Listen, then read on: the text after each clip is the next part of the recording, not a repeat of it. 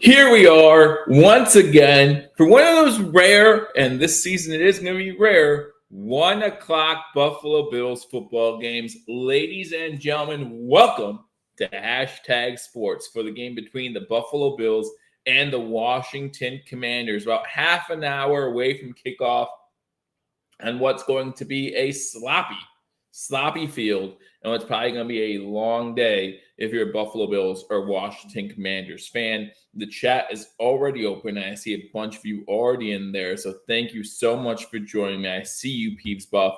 I see you, Aaron Clark, frustrated with our inactive list, and we'll go over all that, of course, as we always do before the game starts. We'll also give you the rundown of the Buffalo Bills game day roster. And I don't know if much has changed, to be honest with you, from the first 2 weeks. So we'll see what the Buffalo Bills roster is. And we'll also get into the inactives. But I do want to say first and foremost, thank you guys for being here and being part of Hashtag Nation. Always appreciate you guys coming in and hanging out with me, if only for a little bit. Hey, Ryan, good to see you as well. We have some predictions already. Frank, give me a 24-13 prediction, Buffalo. Let me know in the comment section what you think, what your prediction is going to be for today's game. And hey, let me know where you're watching from, and also let me know a bold prediction. I'm going to give you all of those and more right here, half hour before the game. So again, thank you guys so much for joining me as we look for I just see on the screen, Josh Allen looking for a back-to-back game without turnover for the first time since 2020. Listen, that's the quarterback we have.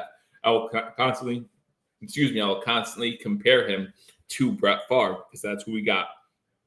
So we cannot see Christian Kirkley. Yeah, unfortunately, he retired. Paul did an episode about that. Got AJ Klein back. And you know, there are plenty of reasons to retire, as Paul talked about in that episode as well. Plenty of reasons to retire. I'm happy he didn't do it in the middle of a game like some people did, again, for the Buffalo Bills.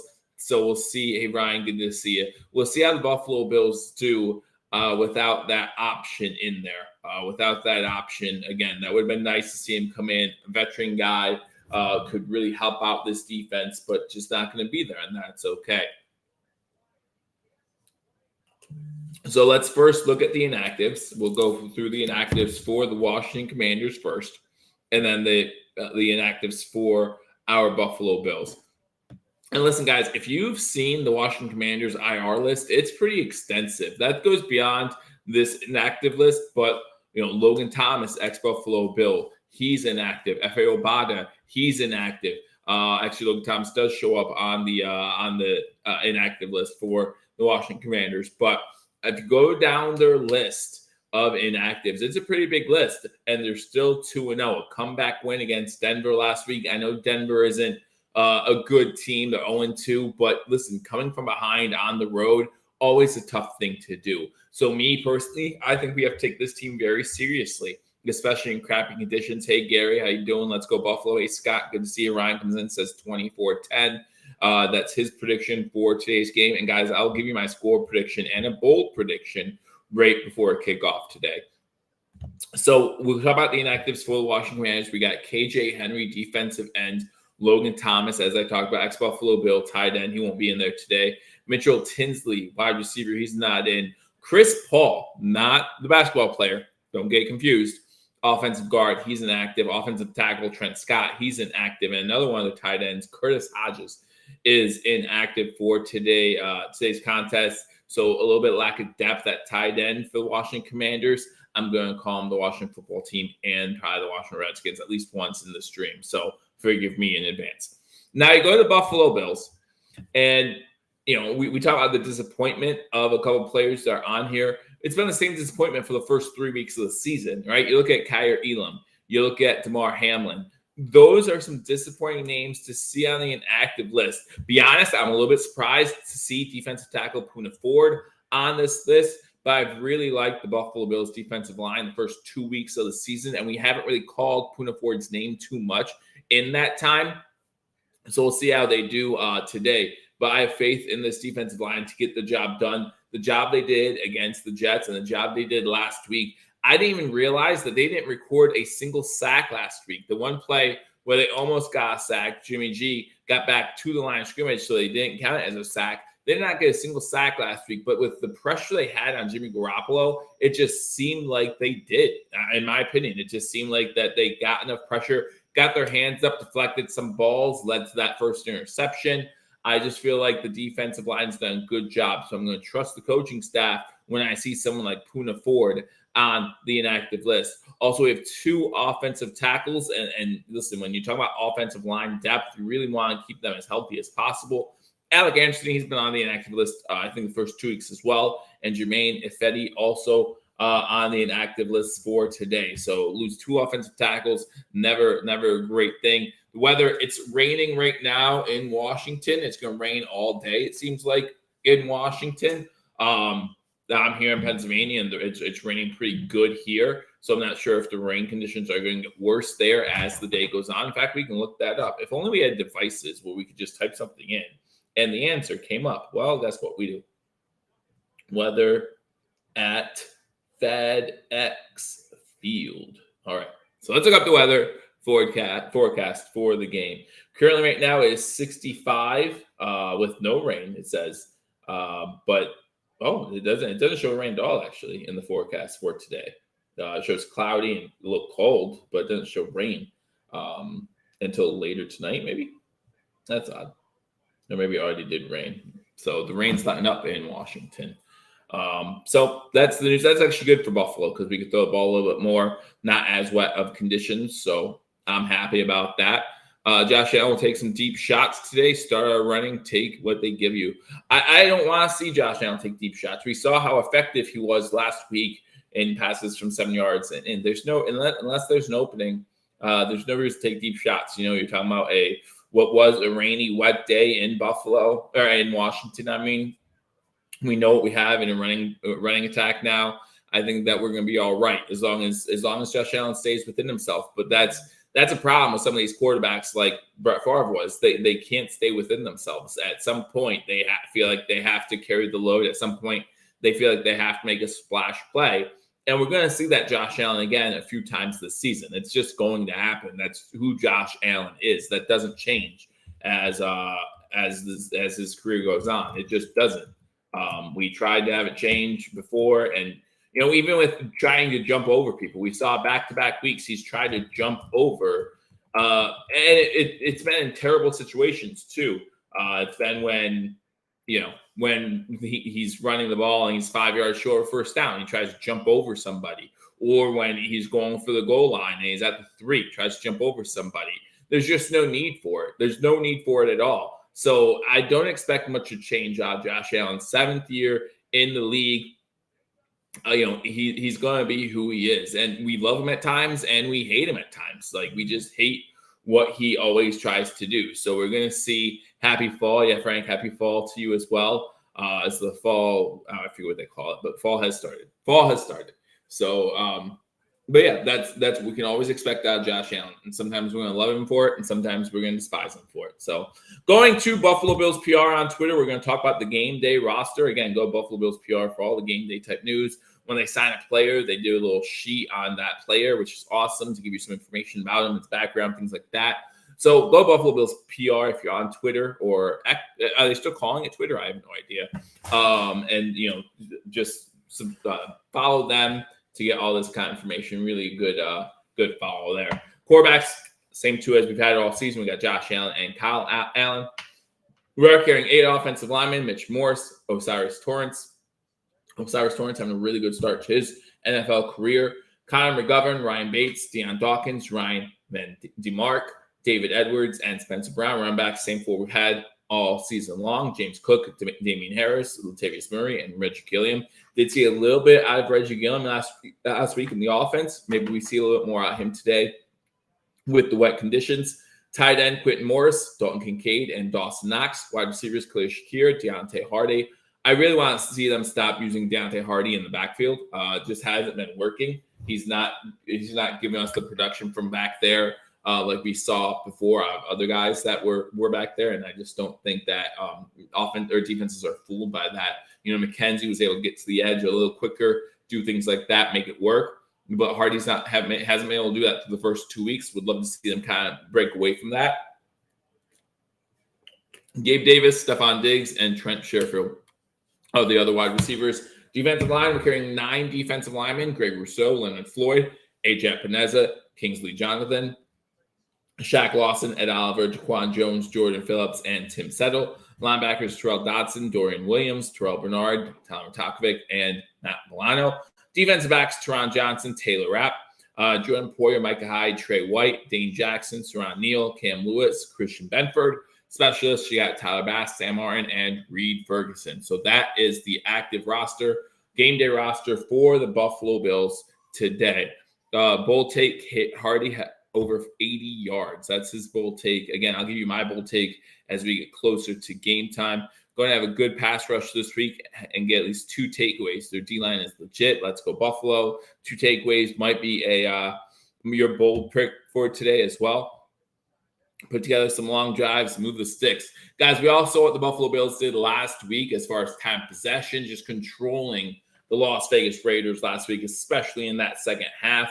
Again, I think the Raiders ran 13 plays. The Bills scored 17 points. So I think he's doing good. That's doing good as far as NFL goes, beating them 2-1 in time possession. Don't know if you're going to see that every single week, but it was good to see last week. Stephon Diggs, I hope he's really pumped up and playing for his brother. Yeah, I saw his brother tear his ACL in a non-contact injury during practice this past week. It's a real shame for him, for the Cowboys. You know, whether you like the Cowboys or hate Cowboys, I don't deny the fact that I'm not a huge Cowboy lover. But at the same time, they looked really good going into the first 2 weeks. Now they lose a big piece of that defense.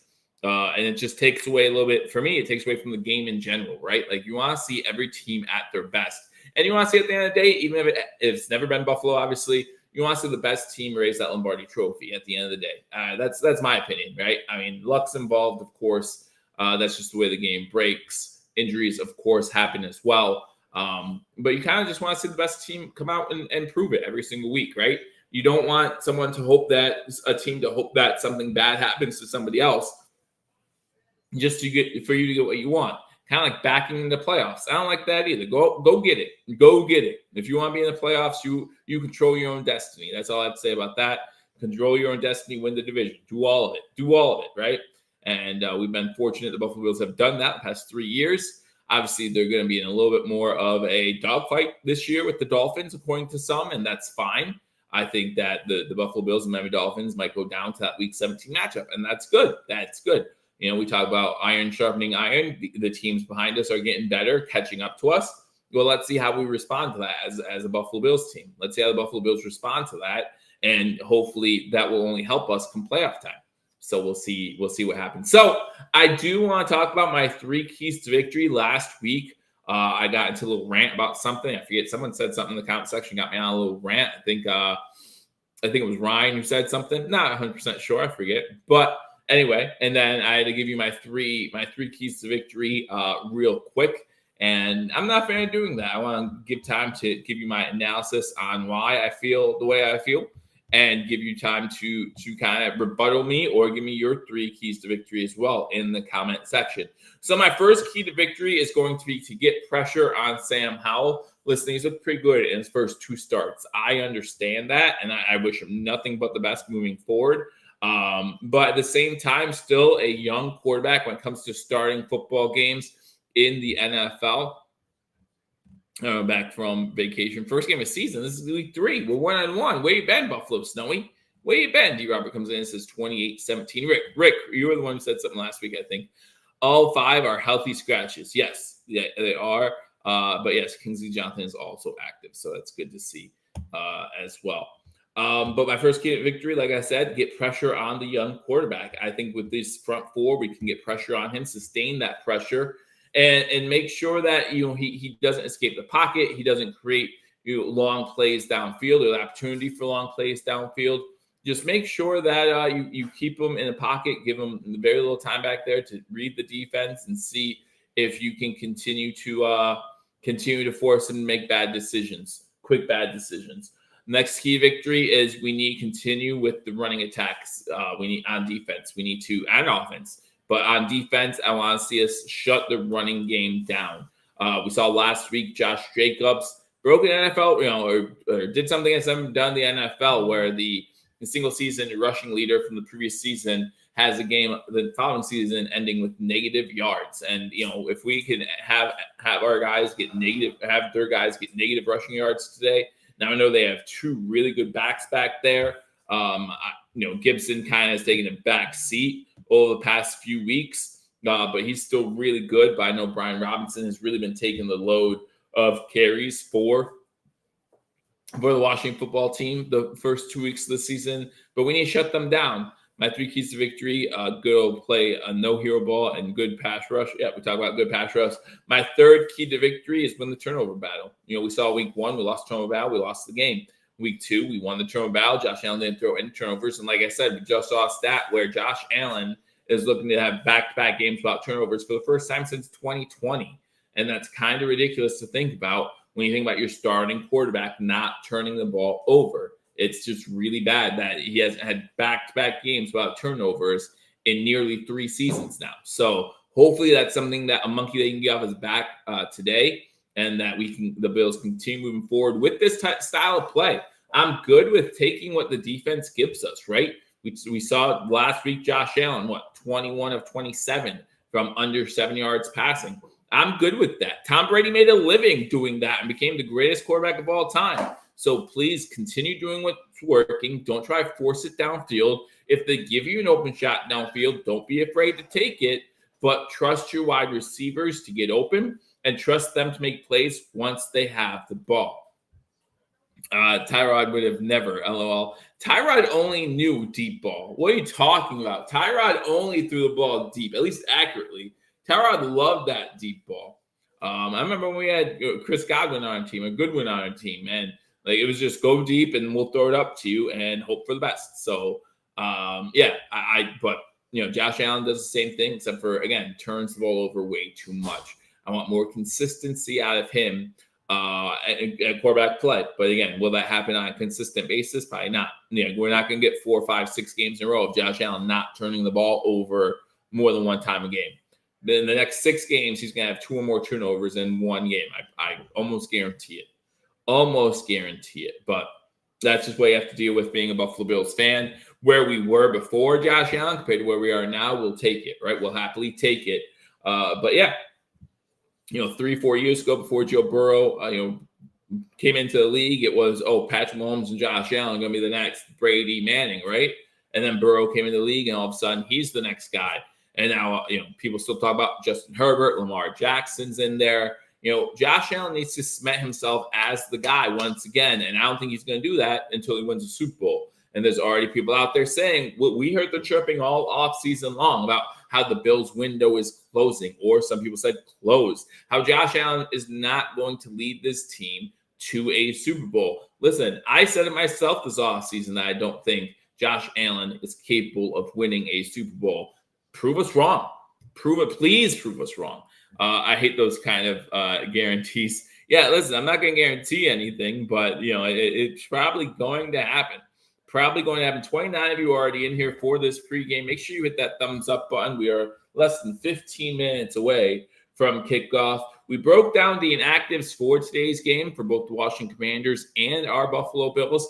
I gave you my 3 keys to victory for today's game as well. Now I am going to go through some other games from around the NFL today. Again, I do this every single week during commercial breaks of today's game. I'll give you some score updates as well, just so you know what's going on. Also, the NHL season, preseason at least, has started. The Buffalo Sabres do play the Washington Capitals today, so if you want to, let me know in the comment. If you want, let me know in the comment section if you want me to keep you up to date on that score as well. Again, hockey season not that far away. And if you're a Sabres fan, like I am back here, you know that this could be a very big year for the Buffalo Sabres.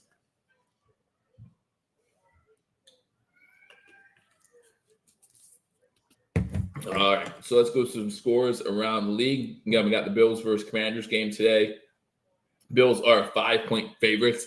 I think earlier in the week when I did Razor Sharp Picks, which, by the way, guys, I do Razor Sharp Picks every single Wednesday. I go live at 10 p.m. Wednesday Eastern Standard Time. Make sure you join me. Let me know your picks. Let me know your thoughts on games. I try to break down every single game as best I can. Had a winning week last week. Went 11-5 straight up last week. I think I went 9-5-2 against the spread last week. So did pretty good last week. I am still under by 1 unit, about approximately 1 unit. I think I'm under 1 unit, but pretty much 1 unit. Let's call it that. Going into this week, I did win Thursday, which now puts me above. Yeah, so now I'm above. I'm in the green or in the black, whatever you want to call it. So I'm happy about that. Hopefully it stays that way the rest of the year. So the Bills are 5-point favorites against the Commanders. I got the Bills at 6.5 when I got them, and I took the Commanders. I think this is going to be a close game. I really do. I don't think this Commanders team is a joke. I don't think they're getting lucky. I think they're going to be pretty good. I think that they're going to contend for a wild card spot. They're going to be 9-7, 10-6. I'm sorry, 9-8, 10-7. They're going to be right there, possibly contending for a wild card spot at the end of the year. And I think this is going to be a close game on the road. So I think that the Commanders have a shot here. I really do. I think this is not going to be, listen, if you want a stress-free game, this isn't the game for you. I don't think it is, especially next week at the Dolphins. Will that be that a little bit of a looking ahead type thing? I don't know. I hope not. But you just never know what's happening in the minds of other Buffalo Bills players, of the coaching staff, things like that. The Chargers-Vikings game is a pick'em game. I picked the Vikings to win that one. The Saints-Packers. Saints are 2-point favorites. I think that's who I picked to win that game as well. Falcons-Lions. I picked the Lions, I believe, to win that game. Lions 3-point favorites. The Titans and Browns play today. Browns 3.5-point favorites. I actually took the Titans in an upset in that one. Texans play the Jaguars. I took the Jaguars. I think I took an 8.5. It's fallen down to 7.5. The Patriots and the Jets. I have the Jets winning that game. The Patriots are 2.5-point favorites in that one. Broncos-Dolphins. The Dolphins 6-point favorites. I think I got the Dolphins at 6.5. Colts-Ravens, although I could see the Broncos put up a little bit of a fight. I really could. Colts-Ravens, 7.5-point favorites. I think the Ravens win. Richardson out, Minshew in for the Colts. I think that no stress-free games this year, tough schedule. Last week's game was pretty stress-free. In the second half especially. Last week's game was pretty stress-free. We still have some other games on our schedule that might we still have Denver on our schedule, which is looking like it could be a stress-free game. But yeah, it's definitely a very tough schedule for the Bills this season. And then we go into 4:00 games. Panthers at Seahawks. Seahawks 4.5 favorites. Then I have to go with Seahawks at 5.5. The Cowboys at Cardinals. The Cowboys are 12-point favorites. I took the Cowboys to demolish that in that game. I know the Cardinals have been keeping games close, but I just don't think Dallas is going to let that happen. You got the Bears at Chiefs. Chiefs 12-point favorites. Sunday night football, you got the Steelers at Raiders. I took the Steelers to win that one in an upset. So those are the games today. You have another doubleheader tomorrow. You got the Eagles at Buccaneers and the Rams at Bengals tomorrow. I took the Buccaneers to upset the Eagles tomorrow on Monday Night Football. And I took the Bengals to cover against the Rams. So those were my picks. Let me know your picks in the comment section. What upsets do you have today other than this game? What game are you most looking forward to watching? Personally, if this game wasn't out right now, I'd probably actually watch the Chargers-Vikings game. It's going to be very offensive. Going to be a high-scoring game. Both teams 0-2. Both teams need it. The team that falls 0-3 here, kind of a big deal. Hey, Keith.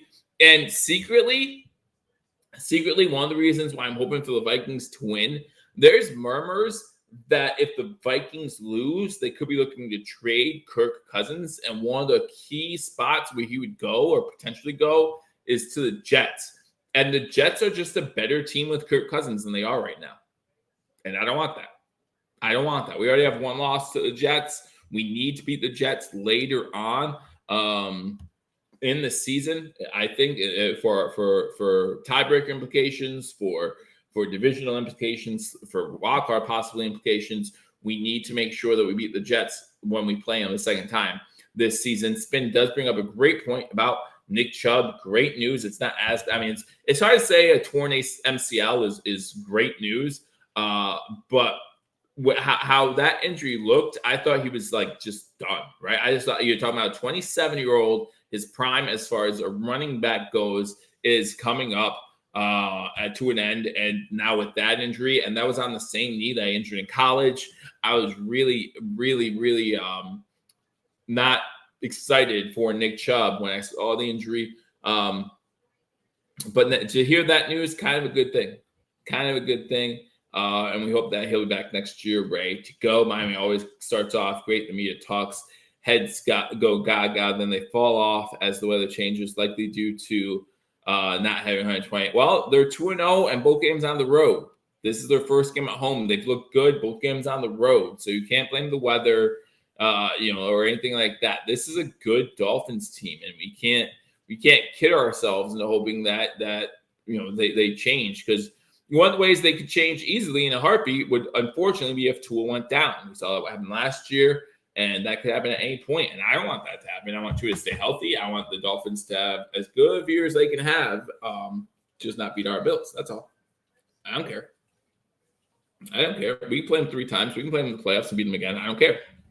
Really don't care. Mike Pryor saying that Josh Allen simply does not go together overall. Let's go Bills. Well, he always struggles against the Jets. We could say that, right? Like for the past few seasons, he has struggled against the Jets. Just the way the Jets play against them. And everyone has their teams. I remember, Revis Island was a thing, right? Revis Island was a real thing. And I remember for some reason, Stevie Johnson had his number. Stevie Johnson would always play well against Darrelle Revis. And that's not to take anything away from Darrelle Revis, who was one of the best cornerbacks to ever do it, in my opinion. But at the same time, you got Stevie Johnson out against him, and it wasn't like Stevie, did great against other corners all the time. Stevie was a good wide receiver on a really bad team, and he was fine. He was good. I sometimes wonder how he got so loved in Buffalo, but he is, and that's fine. I'm not knocking the guy. I think he played well for us. But he also had a huge drop in an overtime game against the Steelers. He also said that he blamed God after that. Come on, no, just catch the ball. But people in Buffalo love him, and that's fine. But yeah, he wasn't a Pro Bowl, All Pro wide receiver out there. He was a good wide receiver. Thank you, Stephen. Yep, smash the like button. But always had Darrelle Revis' number. And so, you just have teams and players who sometimes, run into these problems, and that's fine. It happens. So we'll see. If we play the Jets, we'll play the Jets one more time down the line.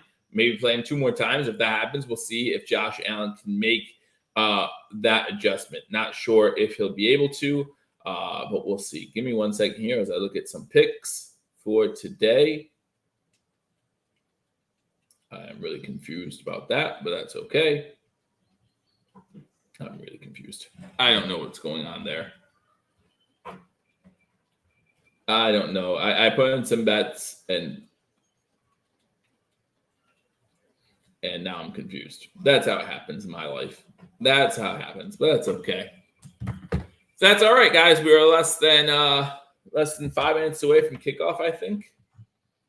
I'm just a little confused because is there a delay in Washington?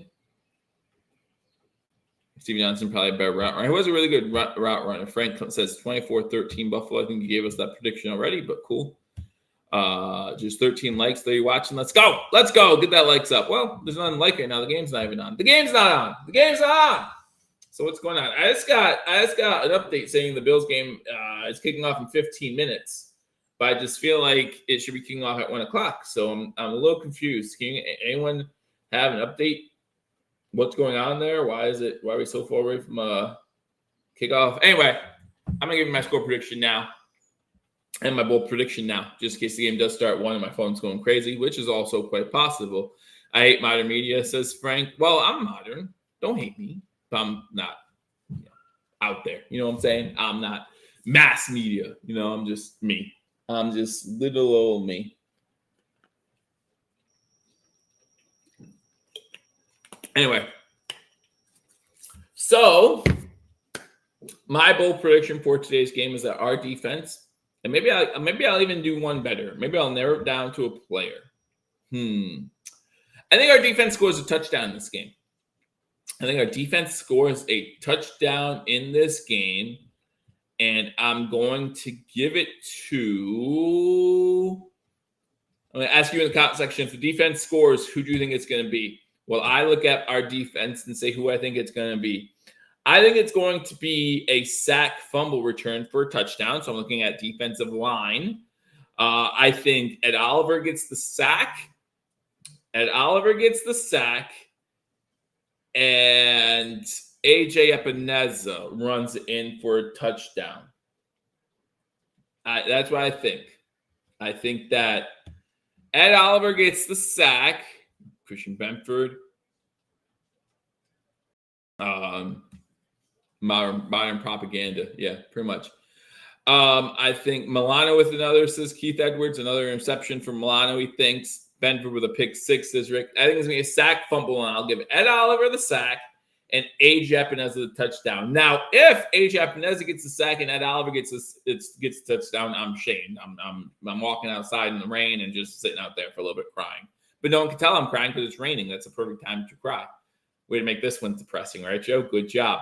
But I do think the Bills score a defensive touchdown. I think it's to be a sack, fumble, maybe even a running back fumbles the ball, and that gets picked up and taken in for a score. My final score prediction for this game, as it reaches 101 here on the East Coast. My final score prediction, I do think this hits the under in this one. Again, wet conditions. They're both going to run the ball. So I don't think it's going to be a high scoring game. Bills win it, though. Bills win this game 23-13, maybe 23-13, 23-16, something like that. Again, I think they might have trouble covering the spread at 6.5. So maybe that prediction is a little off. I think it's going to be a close game. I really do. I think it's going to be a drag out type defensive struggle. But overall, I think the Bills win it. And the Bills win 23-17. So that way the spread gets covered and everyone's happy except for anyone who picked Bills to cover the spread. I'll be happy. Washington got this, bro. Maybe they do. And again, I'm not trying to show it, Liz. And there are so many people out there saying that the Washington Commanders, sorry, I knew I'd do it. Washington Commanders are lucky this year. 2-0 start is a fluke, things like that. I don't think it is. I think that the Washington Commanders are going to contend for a playoff spot this season. I don't think they're Dallas or Philly good, but I think they're good. I think they're good like the Giants were last season, and they might be able to get into the playoffs. A lot of people come with their score predictions. Scott says 31-16. Rick says 27-16. So everyone has the Washington Commanders scoring less than 20 points. That's just that. So Buffalo Snowy says 24-20. Take that back. 24-20. Buffalo Snowy comes in. They play so good this year in thing, Bill. And can't win this today. I don't even know all that means number, but I'll show it anyway. They play so good this year in thing, Bill. Bills can't win. We'll see what happens. It is raining in Washington right now at FedEx Field, even though I just checked the app and it said it wasn't. Looks like it's raining actually pretty good in Washington right now as the Bills get ready to receive. Kick is in the air, and it's going to go into the end zone. So the Bills are going to start with the ball, 1st and 10 at their own 25-yard line. And thank you guys for joining me on this edition of Hashtag Sports for the game between the Buffalo Bills and the Washington Commanders. Buffalo Bills start with the ball. It's going to be 1st and 10 as the kickoff goes out of bounds. They will be going from right to left on your screen. Josh Allen coming in to this game, 4 touchdowns, 3 interceptions on the season.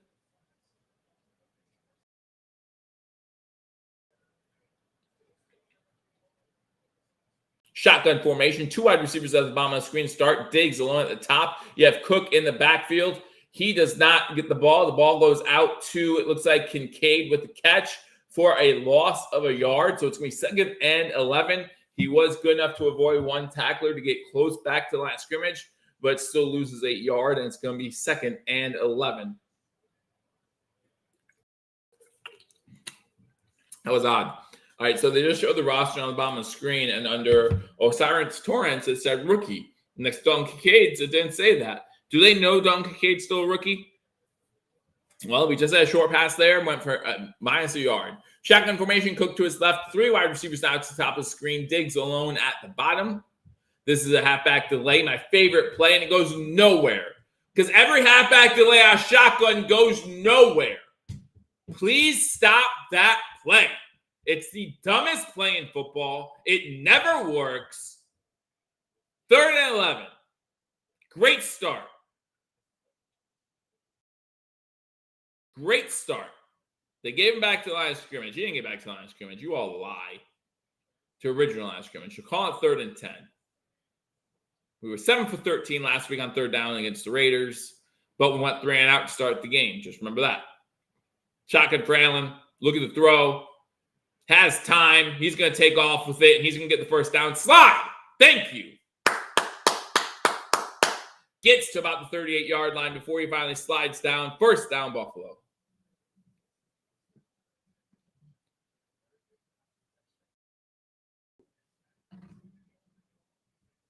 First down, Buffalo. About the 43-yard line. I'm sorry, 38-yard line. 38-yard line. 1st and 10. Single back set. Fake the hand. Oh, my gosh. Stop putting wide receivers behind line of scrimmage. They faked the pitch to Cook, and they tried it inside to Gabe Davis. Gabe Davis ran inside as the pitch was going out. Gabe Davis ran inside. They handed off to Gabe, and it's a loss. Well, you guys can take care of that for me, right? Do I have a moderator who can take care of that for me? Because I forgot to make sure I was on there. But that's okay. I'll get it in a second. Run the ball, says Callie. Well, we tried to run the ball there with Davis for some odd reason. Shotgun formation, 2nd and 12. Quick pass out. This is to Kincaid, who makes the catch down to the 40-yard line.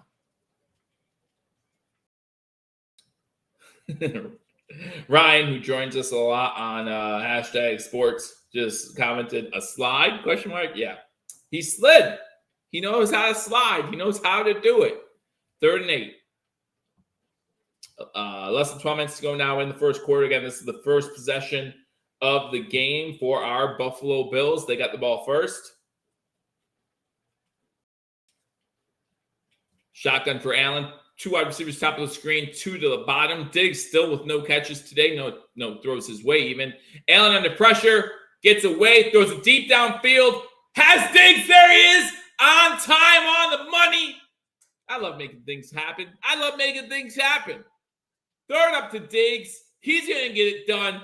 Deep in Washington territory, down to the 30-yard line. Let's go, says Spin. Absolutely.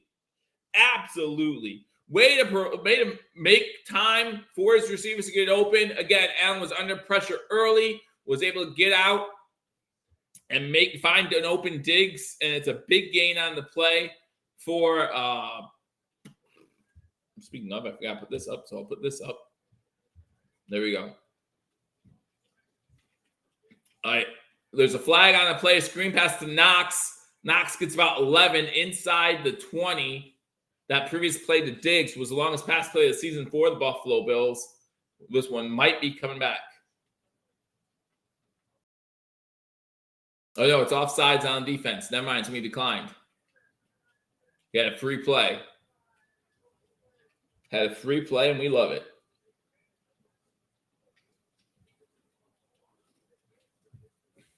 $10:46 to go. First drive for the Buffalo Bills. They're deep inside Washington territory now. Knocking on the doorstep inside the red zone. 1st and 10 from the 19. Shotgun formation. 2 wide receivers to the bottom of the screen. 1 to the top. Again, moving right to left on the screen. Delvin Cook in the backfield to the right of Josh Allen. By Delvin, I mean James. Allen over the middle. Incomplete pass intended for Knox. Knox got kind of looking for a flag. No flag on the play. Give me 2nd and 10.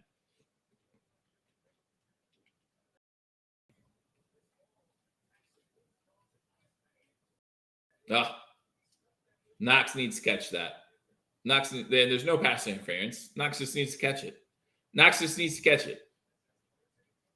He should be able to possess that. 2nd down. 2nd and 10.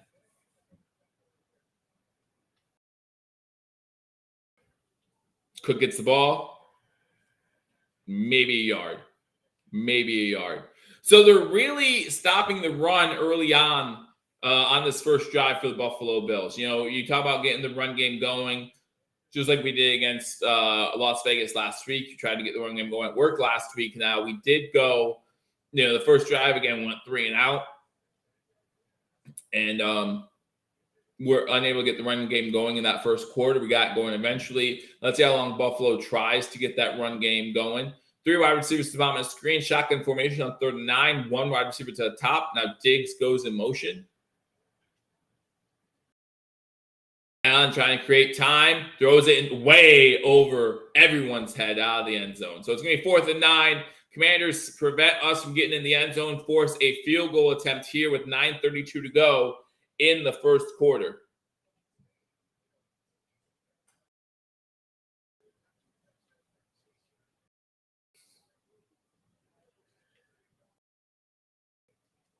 So Bass on to try what is a 36-yard field goal. So far, 4 for 4 on the season.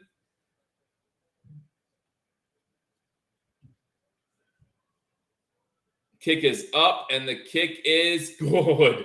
The way it came off the foot looked like it was going to go wide left, but obviously Bass knows what the wind conditions are like there, and it curls back in, and it's good. So 9:29 to go. First drive by the Buffalo Bills ends with 3 points. You want to see them in the red zone, get into the end zone, but unfortunately, the defense gets paid too, and they have a lot of good players on that defense. And so they stop us, but we do get points on the board. So it's 3-0 Buffalo. Currently 60 people in here. I appreciate every single one watching. Make sure you hit that thumbs up button. Let me know you like this content. And let me know you want to see it again. So we'll go through some scores from around the league. Scores from around the league right now. You got, what are we doing here? Nope, that's not what I want. Scores. There we are. All right, so you got the Buffalo Bills up on the Washington Commanders 3-0. The Commanders can get the ball, their first possession of this game, getting ready for that. Vikings-Chargers still 0-0. The Vikings have the ball at the Chargers' 26-yard line. Packers-Saints still 0-0. Saints have the ball near midfield. Falcons just got the ball. They're inside their own 15-yard line, and that game 0-0. The Browns up on the Titans 3-0. The Texans and Jaguars still scoreless in that one. The Jets and Patriots up on the Jets 3-0. The Broncos are trailing the Dolphins 7-0. Tyreek Hill with a touchdown in that one already. Colts, Ravens 0-0 as well. So those are the scores from around the league. And you got the 4 o'clock games and then the Sunday night game later tonight. Hawaii beat New Mexico State earlier today. So that's awesome if you care about that. By earlier today, I mean it was a Hawaii game, so it probably started at midnight on Saturday night and carried on into the morning because, again, that's how Hawaii rolls. When I was in my 20s, I loved Hawaii because I knew that there would be football on at midnight, right? Wouldn't go to bed, stay up, watch college football all day, and knew at midnight I'd be watching either Nevada or Hawaii or both, like those teams out west. It was so much fun. Let me know in the comment section, who's your favorite college team? Let me know in the comment section, who's your favorite college football team? Or don't you like college football? That's fine too. Let me know in the comment section. I am a University of Buffalo fan, of course. If you follow Non-Believers Talk, I tried to keep up to date with the UB Bulls, and I did, I think, a play of their bowl game or two on here. So the good thing about, I always say this, the good thing about being a UB fan, Notre Dame, Frank, yesterday was a tough day for you. Tough night, I should say. Tough night. But Notre Dame has a bunch of those for me. All Bills for me, says Scott. The good thing about being a University of Buffalo fan is that, like, when it comes to Power 5 conference or it comes to the NCAA playoffs, Division, like, I have no dog in the fight. So I can just sit back and watch college football and just kind of enjoy it. For example, Notre Dame. Who's number 2? The safety, or like he has a chance to end that game, and he lets the ball go right through his fingers. That was so bad. He read the play so well on the final drive for Ohio State, and then the ball goes right through his fingers. I mean, I'm sure, Frank, you don't want to talk about it. I'm sorry. Lucas says Wisconsin. We get ready for the kickoff here. I really am not liking these long passes to Knox. We have Kincaid. Well, again, there's a connection there, right? This ball will be returned from a yard deep in their end zone. Gets to about the 26, maybe 27-yard line before Gilliam brings them down. So Gibson on the return there, and that's where Washington will start with the ball. 9:25 to go in the first quarter. Bills scored a field goal on their first possession. Joe Diamond says, "Go Bills! Go Bills! Go Bills!" Wisconsin, they win yesterday, or did they play Friday? They might play Friday. They won. They won. Now I think about on Friday. I picked the over in that game. Shotgun formation. They run on first down, and it's about a 7-yard gain. I think that's Robinson Jr. on the carry. Yeah, Robinson on the carry for about 7-8 yards. Listen, this Washington Commanders offense, 7th in the NFL right now. Eric Bieniemy's getting the job done. Getting the job done. OHIO. Yeah, that was a good game for you then. You enjoyed last night then. Well, make the last hour of last night because the second half was not looking good for you for a lot of that game. 2nd and 3, shotgun formation, 3 wide receivers to the bottom of the screen, to the top of the Washington Commanders, moving left to right. Pass in the air, complete, short pass. Benford on the tackle. He's right there, but is going to be enough for a first down. So first down, Washington, 2 plays, and they get a first down. Both positive plays, a 7-yard run by Robinson, and then a quick 5-yard catch. I think that was McLaurin on the catch. So it's going to be 1st and 10, Washington, 8:12 to go here in the first quarter. Shotgun formation again. Hand the ball off. It's a sweep play to the right. Milano in on the tackle, about 4-yard gain. Robinson again.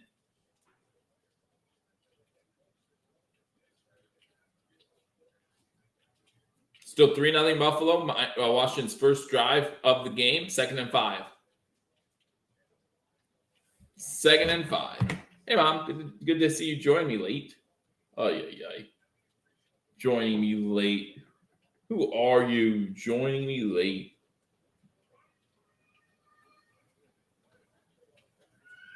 Shotgun formation. Looks like Baltimore scored a touchdown. They did.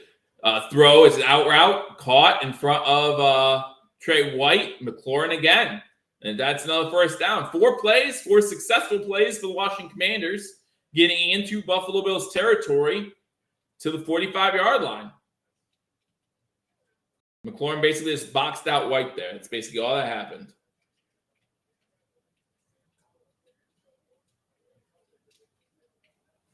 All right, come on. Let's force a negative play here. Force a negative play. Single set back for Washington as he's under center. Fakes the handoff. Looking to throw. Gets hit as he throws, but wide open tight end. Middle of field to the 25. That's Turner on the catch. And yeah, this Washington, just like last week against the Las Vegas Raiders, not a single negative play really on this first drive for the Washington Commanders as they get into Buffalo Bills territory to the 25.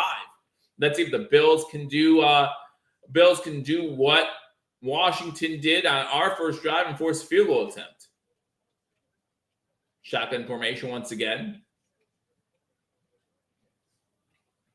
Looking to throw. Pressure coming. This time the pressure gets there. It's going to be a sack. Jones and Oliver get the sack. Forcing him back, forcing a long 2nd down.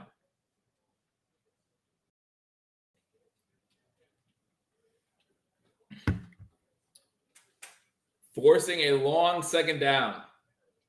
So now we better force at least at worst a field goal, I should say. At worst a field goal. We all know the Bills' issues with getting off field on 3rd and longs, though. So we'll see what happens. 2nd down, 2nd and 18. Oliver on the sideline. Don't like seeing that here, but you know they like to rotate, so it looked like he was fine. Coming with pressure again. Howell tries to get away and is unable to. That's going to be a loss of 1. That's Bernard coming in on the sack. So it's going to be 3rd and 19. Good job, Wade Ching's Washington. I'll try to keep it good work. 3rd and 19. New Orleans scored against Green Bay. Jimmy Graham, an 8-yard touchdown. Yeah, Bernard in on the sack. Big hit. 3rd and long. 3rd and 19. Let's go. Again, worst case scenario needs to be a field goal attempt. Shotgun formation. Bills send 4. Lots of time. Over the middle. Picked off! Bernard with the interception. Let's go. He heard us talking about him after week 1. He heard us talking about him after week 1 and said that's not going to happen again. That's not going to happen again. You don't need to worry about the linebacker position. I got locked down. A sack and then an interception on the next play. Lockdown. Lockdown. Don't worry. Tremaine who? Tremaine what? Chicka Slim Bernard. I don't know what to say. Slim Bernard. We'll call him Slim Bernard. So the Buffalo Bills end up getting the turnover. No harm, no foul. The first 6 plays didn't even matter. What 6 plays? Didn't even matter. So the Bills are still up 3-0 at commercial break as the Bills take over at their own 16-yard line. You got the Chargers and Vikings still scoreless as the Chargers now have the ball in Minnesota territory. The Saints up on the Packers 7-0. A Jimmy Graham touchdown in that one as the Saints up 7-0. The Falcons and Lions scoreless. The Titans still trail the Browns 3-0 there. Jaguars trailing the Texans 7-0 halfway through the first quarter in that one. Patriots still up 3-0 over the Jets. The Dolphins up 13-0 now, so they just got another touchdown. They're going to blow the door off the home opener against the Broncos, it looks like, as they're now up 14-0 in that game. The Colts trailing the Ravens 7-0. So those are scores from around the league. It was and you guys will know I'll mispronounce his name. It was a rushing touchdown by a chain. So the Dolphins still early on, still looking good. Yeah, big turnover. They were in field goal range. We took points off the board basically for the Washington Commanders, and that's always huge. That's always huge. Instead of a 3-3 game where they're kicking off to us, you have playing the lame Dolphins. Sorry about that. But hey, Dolphins looking good early. I'm sure a lot of people down in the Miami, Tampa area very happy with how the Dolphins looking right now. So the Bills will take over, again, taking pretty much 3 points off the board for the, at least an attempt for 3 points off the board for the Washington Commanders. Is Washington changing their name again? They just got a new owner. Are they going to have to change their name again? I heard rumors that they might change their name. I don't know what's going on with that, but be like, the 4th time in 7 years they have to change their name. So good for them. Keep it going. Let's keep going, Josh. Be smart, Dorsey. I just don't like all those words being put together. I don't know if that's an oxymoron or we got to score on this drive. Why do we have to score on this drive? Man, we don't have to score on this drive. I picked the under. It'd be very bad to score a touchdown on this drive for my under pick. But I want to see a Buffalo Bills victory first and foremost, so I don't care about the over-under. I don't care about my bets. I just care about the Bills winning. Short slants and run the ball. Well, looks like a heavy run formation on first down. You have a single step back. They fake the handoff. And looking to throw. Has Diggs. Diggs incomplete. Good defensive play by number 25 of St. Just of the Washington Commanders. It's going to be 2nd and 10. The 2nd and 10 for me has to score.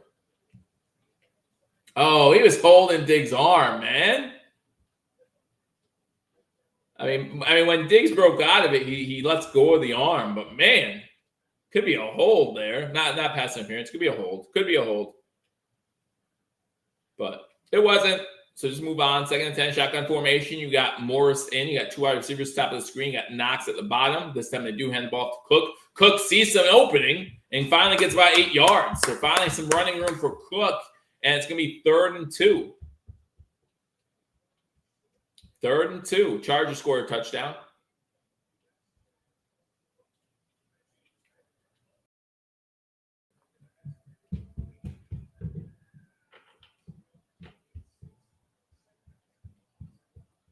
Shotgun formation. Now Cook goes out as a wide receiver. You got 2 wide receivers and Cook to the top of the screen. You got 2 wide receivers at the bottom. So 5 wide receiver look. Diggs underneath. First down, 4 or 5 yards. That works. Here's the annoying part, though. That works. It's the first down. Everyone's happy, yada, yada, yada. But Allen had Diggs early in the route, and he saw him too. And then he looked off him and looked downfield. If you throw that ball to Diggs early on, Diggs could have running room. But instead, you delay, and then you throw the ball, give defenders time to kind of swarm in. I wish you would have got Diggs early there. Allen shotgun looking to throw, pressure. Oh, pass deflected at the line. Was looking for Cook. Incomplete. Going to be 2nd and 10. 2nd and 10. Joe Ifs went every drive. Every drive, we just have to score. 2nd and 10. I feel like the last 3 second downs, 2nd and 10s, we've ran the ball. So I really want to see us pass the ball here. 3rd and 20, or 3:20 to go. 3:20 to go. Single set back once again. 2 wide receivers top of the screen, 1 to the bottom. You got tight end to the bottom as well. They hand the ball off again. 2-yard gain. 2-yard gain. So it's going to be 3rd and 8. 3rd and 8. Lamar's 5 for 5 so far.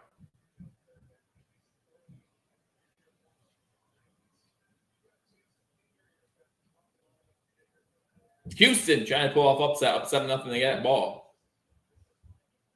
Right, 3rd and 8, 2:50 to go here in the first quarter.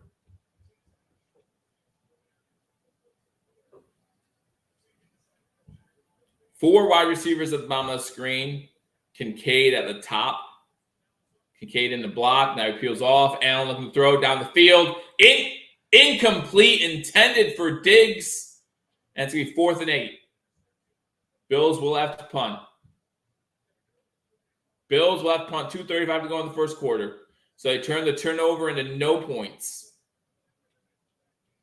No points for the Buffalo Bills on that drive. And Sam Warren will come in for the punt. 68 if you're watching, make sure you hit the thumbs up button.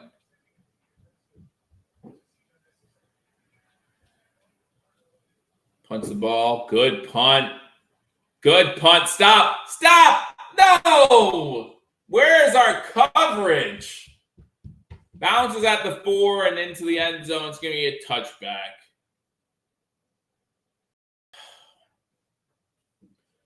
$70-yard punt. It's going to be 50 in net because we have no special teams coverage. No special teams coverage.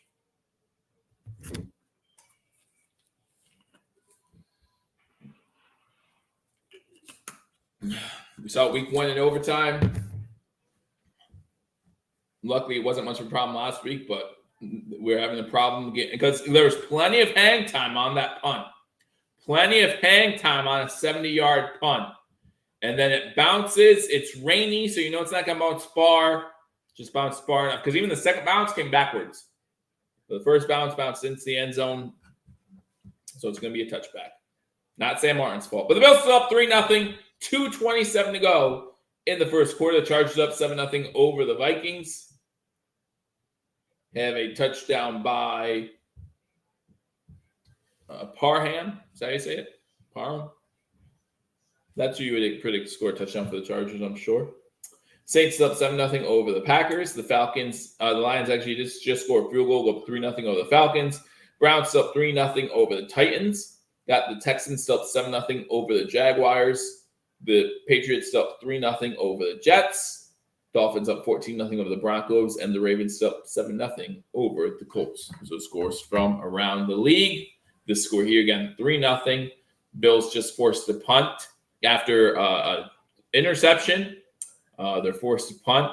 And let's be honest, before that interception, it was a pretty good, well, before the 2 sacks, before that series, it was a sack, then another sack, and then the interception. It was a really good drive for the Washington Commanders, just unable to capitalize at the end there. Let's see if the Bills defense figured something out. Because as Paul talked about in pregame, or in postgame after the game against the Raiders last week, once you get out of those scripted set of plays, things start getting a little different, right? Things start getting a little different. Washington probably still has a few scripted plays left. But by the end of the first quarter, you're now looking at what's working, what's not working, try to make adjustments. The Bills are making adjustments. And then the show really begins. We'd love to go up 2 possessions there, though. We'd love to have gone up 2 possessions there, though, and gotten that ball into the end zone. 3-0, 2:27 to go in the first quarter. Washington's getting the ball first and 10 from their own 20-yard line.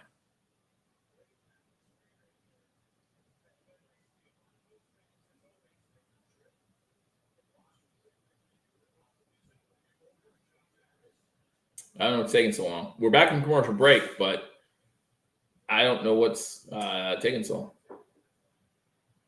Might be a delayed game here soon. 10 seconds on the play clock. There we go. Shotgun formation. 2 wide receivers on my screen. Run a halfback delay, which gets nowhere because it should. 1 yard on the play. Getting tackled. Why do you run a halfback delay out of shotgun ever? It just makes no sense to me. It makes no sense to me. But what can you do? What can you do?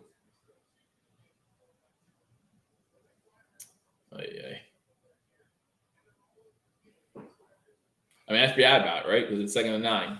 Let them waste their plays. Shotgun formation, 2 wide receivers to the top, 2 to the bottom. Looking to pass. Incomplete, wide for the intended target. He had him. I don't know if Dotson did a curl route when he was supposed to out route, but he definitely had him. The out route was wide open.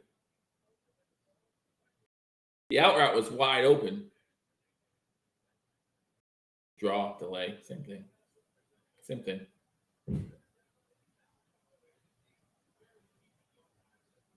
Shotgun formation. Bill sent pressure. Milano gets there. It's not Milano. I'm sorry. I saw a linebacker blitz. I just thought Milano, but it's not. It's Bernard with his 2nd sack of the day.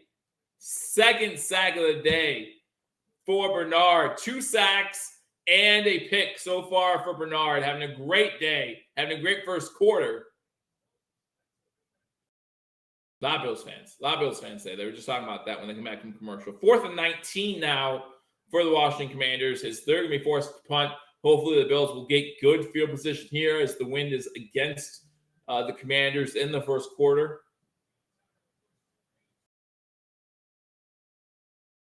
Hardy back to receive. It's a good punt. Fielded at about the 32. There's a flag down, so this return's not going to matter. He gets into Washington territory to the 45. It's a good return, but it's not going to matter. It's not going to matter. We're going to start back even further than 35, so this punt's going to be awesome.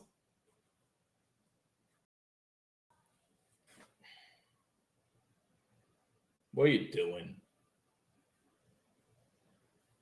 What are you doing?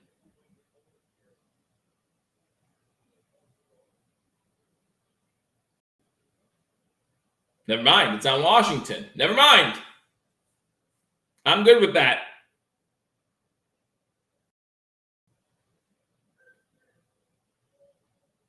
Add it on. Yeah, add it on because you have the 35 now. So now it's a great return. Let's go. 47 seconds to go in the first quarter. Bills up 3-0. Bills have the ball. Start this drive in Washington territory.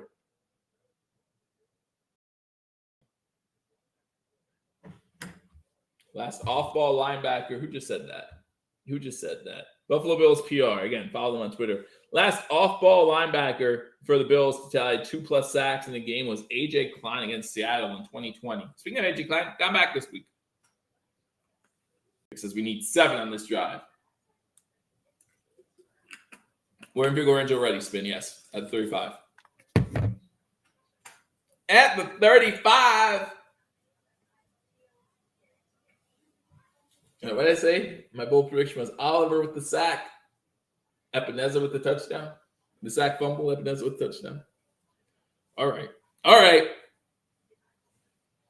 Defense hasn't scored yet, but getting closer. 2 picks already today, or 2 sacks today, a pick. Liking it. Bernard's earning his stripes, man. If you weren't a Bernard fan, I wasn't. Takes short, high percentage throws, established run. We haven't been able to establish run yet. Fake handoff from shotgun. Allen looking to throw, looking for the end zone. Touchdown! Short throw, blah, blah, blah, blah, blah, blah, short throw, nothing. Gabe Davis, end zone, one play. Let's just do one play, get in the end zone.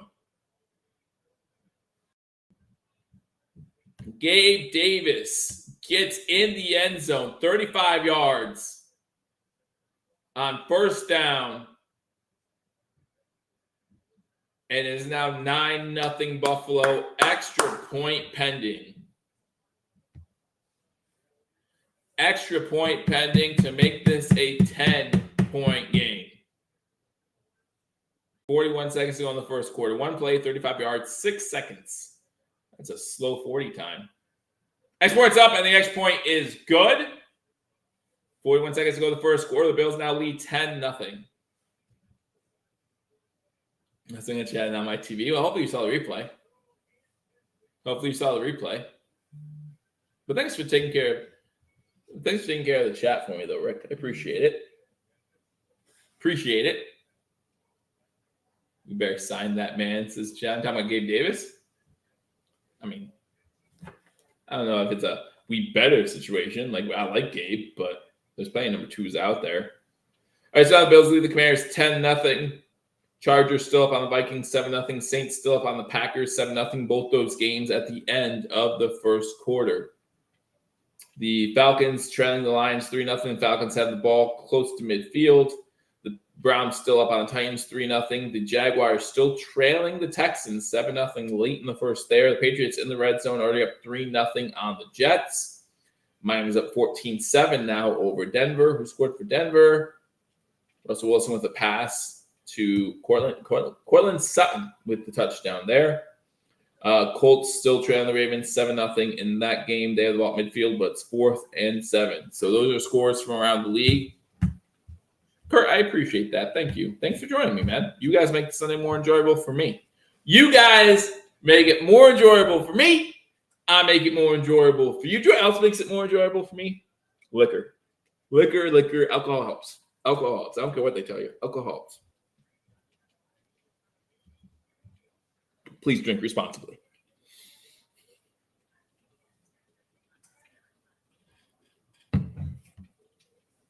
Let's go, Buffalo. 80 of you in here. Smash that like button if you haven't already. Got a 10-0 lead. Looking all right. Still need to establish that run game, right? We still want to see that. But it's hard to establish the run game when we score a touchdown on one play on the drive, right? Hard to do that. So get another turnover here. I am drinking a cider beverage, Cali Bills, from Lancaster, Pennsylvania. Lancaster, if you want to call it the way the Amish do. Or just people of Lancaster, Pennsylvania call it Lancaster. What's the brewing company? I don't even know. Don't even ask, because I don't know.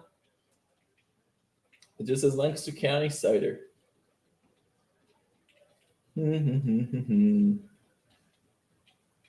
Yep, that's all it says. Peach vanilla cider, though, so it's not that bad. Not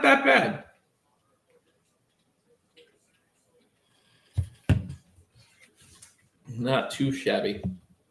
But Rick, what's the name of the place that is in Buffalo that I need to get my cider from again? They still only carry one. They only carry one kind here, and it's just the apple. Apple cider is so boring sometimes. Scott comes in with $4.99 super chat. First of all, remember all super chats going towards the 2023 #charity. They haven't told me. Paul Murray haven't told me what that is yet. And maybe it's still the same fund as last year. I don't know. But here we are. Have I told you lately how much I appreciate your awesome play-by-play, Joe? Thank you. Thank you, sir. I don't want to share my hat hair too much, but I appreciate it. Loved it from the Believers days. Yes. I love Believers Talk, and everyone who is on here who follow me there. Appreciate you. Shotgun formation on first down, going long, and the pass is caught. Oh, thank you for the donation, Scott. Curtis Samuel with the long catch. Benford was on the coverage. Just a step too slow. We'll give Benford one, right? And Hyde didn't come over in time. And now Washington in Buffalo Bills territory on the first play. I'm not liking my underbet too much right now. Just letting you know. Just letting you know. 1st and 10. That's me in that first quarter. Bills up 10-0. Always tuned from Germany. Appreciate it. Enjoy that. You are going to that game in London, though, right? You said you were going to that one. Who said that? I think that was you who said that last week. The London game in 2 weeks. And guys, I will be live right here, half an hour before game time. Is game time 9? I feel like game time officially is. Right, commercial break in the first quarter. I forgot to jinx them there. Okay, I'm sorry. That's on me. I'll take that one because you can't blame on Medford, right? So I'll take it. I'll take that one. 9:30. So I'll be live at 9 a.m. in 2 weeks. Next week, another 1 o'clock game, a big game against the Dolphins. Be sure to join me for that one. As the Dolphins, looking good early on against the Broncos, up 14-7 still.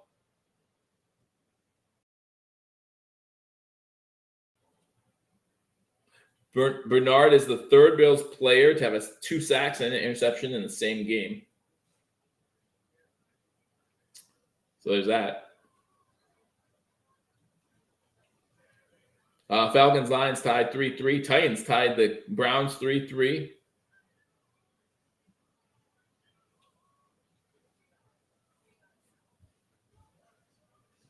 What yard line are they on? They're going to be at, give me 1 second here.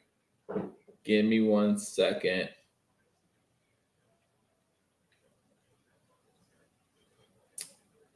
Boop-a-doop-a-doop. It was a 37-yard gain. 37 yards from the 25. So they're going to be at the Bills' 38-yard line. Hey, Angel. How are you? Glad you joined me. Thank you. Good to see you. Good to see you. Good to see the family in the house. Always happy to have family in here. Love you guys. We're at commercial break right now. The Bills up 10-0 over the Washington Commanders. Commanders have the ball in Buffalo territory. I have tickets to London. Awesome. That's who it is. That's who it was. I knew someone did. So enjoy yourself, man. Have a great time. Can we finally say Edwards was a bit overrated? No. I'll never say that. Represent it. Represent the family. Represent the mi familia. That's Spanish for my family. For those who are not knowledgeable in the realm of speaking other languages. Literally, that's the last of my knowledge, though. So Bruce comes in with a $4.99 super chat. Appreciate it. Thank you so much. Again, you feel free to say something when you send the super chats. Happy to read your thoughts and comments. Shotgun formation from the Bills' 38-yard line. Did I say 38? I'm so smart. I'm not. They try to run the ball for 1 yard loss. There's a flag on the play. Smash the like button. Smash it. Don't smash your computer. Holding defense. I never understand this. Like, there was very little time. It's on Jordan Phillips, which, again, is odd. Why would you hold? But whatever. Defense looks better when McDermott calling plays. We'll wait till we play the Dolphins next week and see if you're still saying that. Wait till we play the Dolphins next week. See if you're still saying that, because the Dolphins offense looks a little bit better than most offenses we've seen so far. Tua's 8 for 8. Shotgun formation, rolls to the right. Pass complete to McLaurin again. He's going to be a little short of the first down. It'll be 2nd and 1.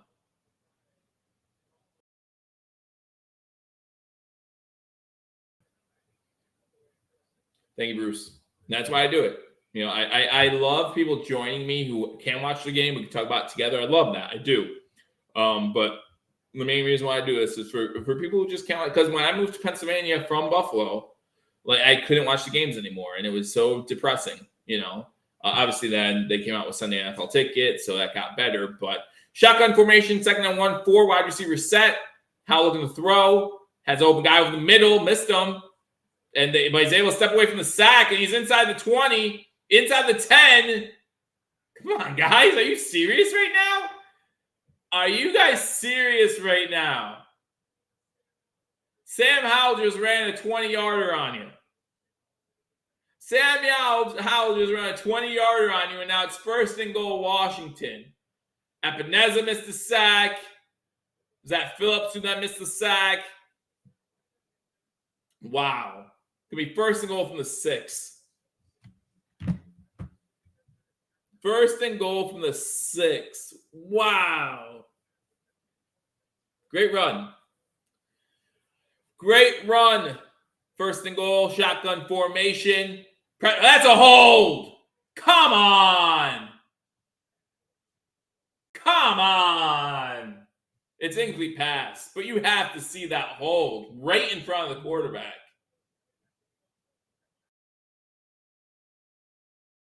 Wow.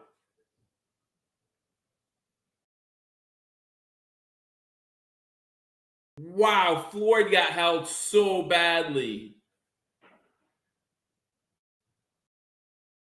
Second and goal. Shotgun again. They're running it here. Stop the running back. Oh, never mind. Pass caught, but he's short. He's short. Going to be third and goal. Bernard on the tackle and the coverage. Turner on the catch, but it's going to be third and goal.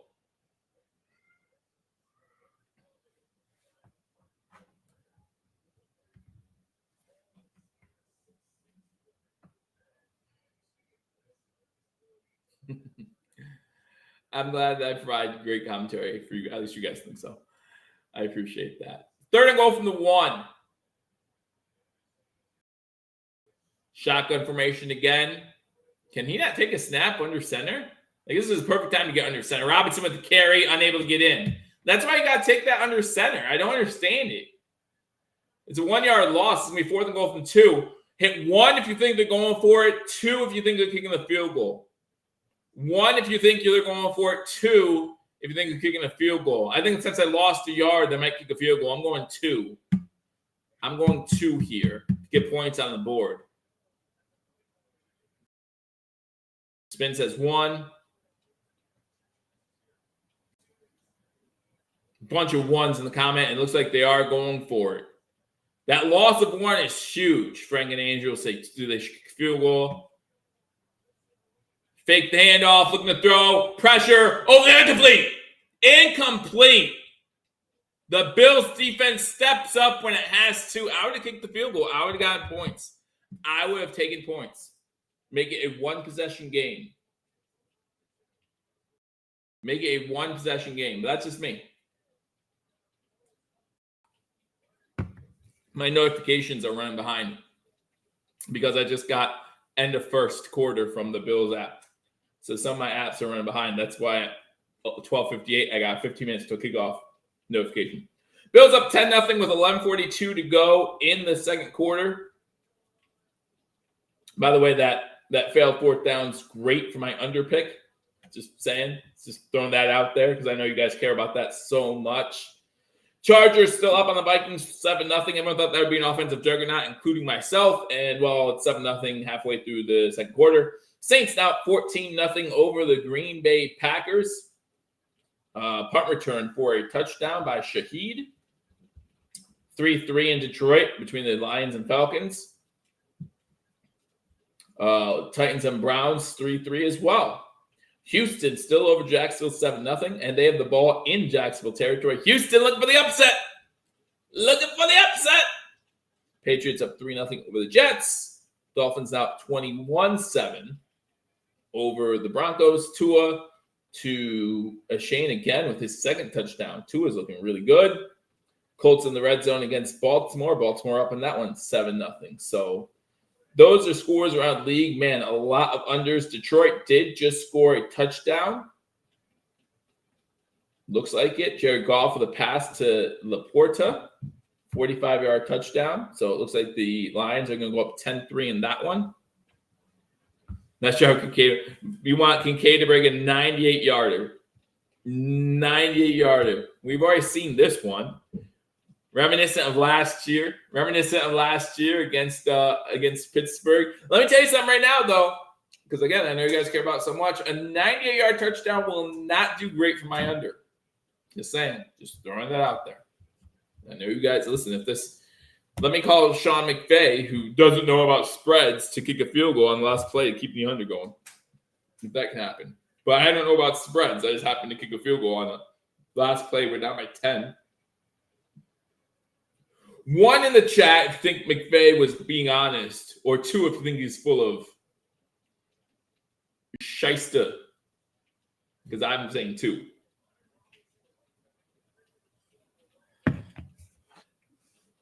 Cleveland just scored.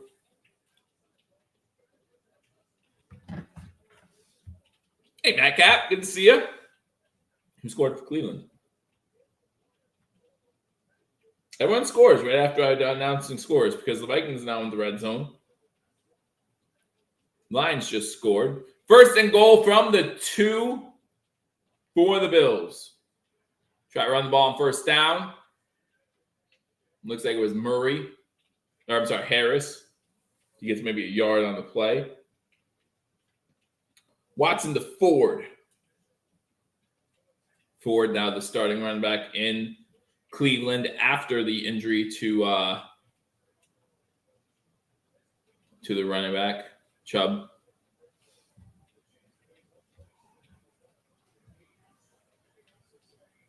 It's question engine 1.5 what? Oh, no, about 2.5. It was between a 2 and 3. That's why I hesitated. But another run play on 2nd and 8, and this one gets us out to about the 8-yard line. So that's a good pickup there, about 4. So it's going to be 3rd and 5.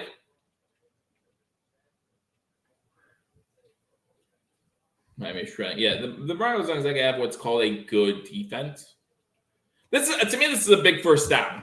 You get 1 or 2 first downs here, then you punt away. You don't want to give them great field position because now it's the second quarter, so the wind's against us. So I'm not sure how good of a punt Sam Martin will get. I mean, I like Sam Martin as a punter, but would love to get at least 1 first down here. Bills 3 for 5 on 3rd down so far. Shotgun formation for Allen.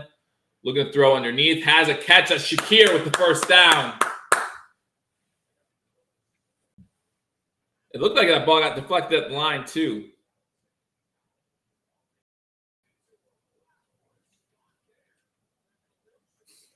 I got you. Maybe it was a half-truth.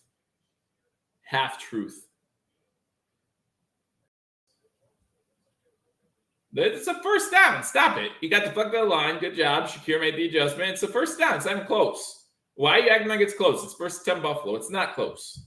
9:40 to go in the first half. Bills up 10-0. They have the ball at their own 13-yard line. That's a false start, but they're not going to call it. I'm okay with that then. Allen, the throw is going to take off. Slide. There you go. Just take the slide. There's a flag. So it's a flag for a false start there. Quarterback just took unnecessary hit, so I'm a little annoyed. Do I think that hit on Chubb was dirty? I'll talk about that after the penalty. Illegal shift. Okay, so maybe that's what I saw. Which illegal shift is a live ball foul. So listen, as an official myself and as someone who does high school officiating, not nearly the level of what you see on Sundays, no, I do not think that was a dirty hit. You cannot, and I'll kind of go on an off rant here, but it will all tie together. So to me, one of the hardest calls to make is helmet to helmet.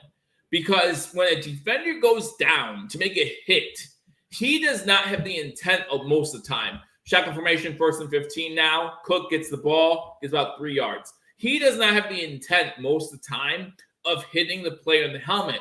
The problem is the other player with the ball is moving too, and he's moving to try to avoid the hit, right?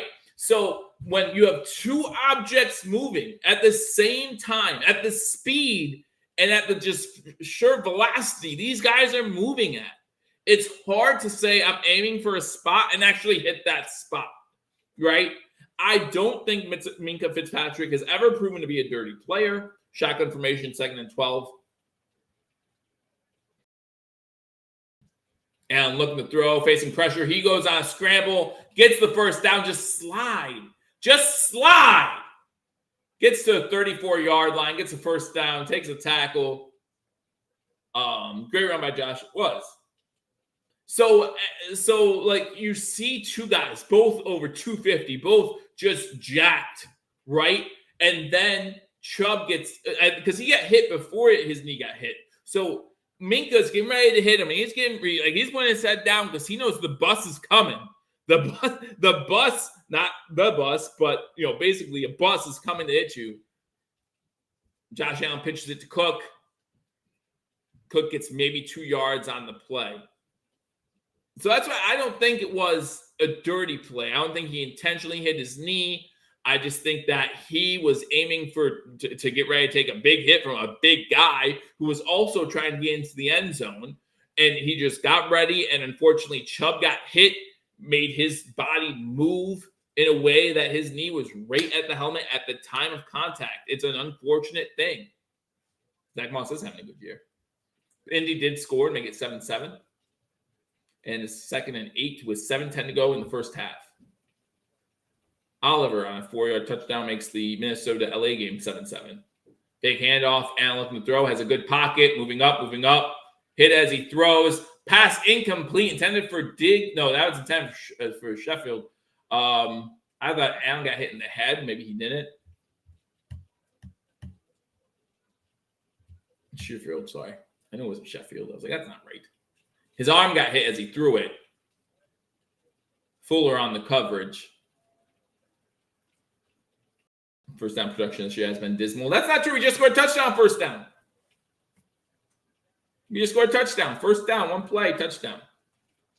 3rd and 8, 6:57 to go in the first half. Bills up 10-0. Bills have the ball at their own 36-yard line. So again, to me, someone called timeout. Who called timeout? Washington uses their first timeout. So to me, what's the hell? I would ask. So to me, this is a good drive by Buffalo, right? Start at the 2-yard line. Love you. Start at the 2-yard line. You move it to the 36, right? You want to score on every drive. I get that. But you can't score on every drive because the defense gets paid too.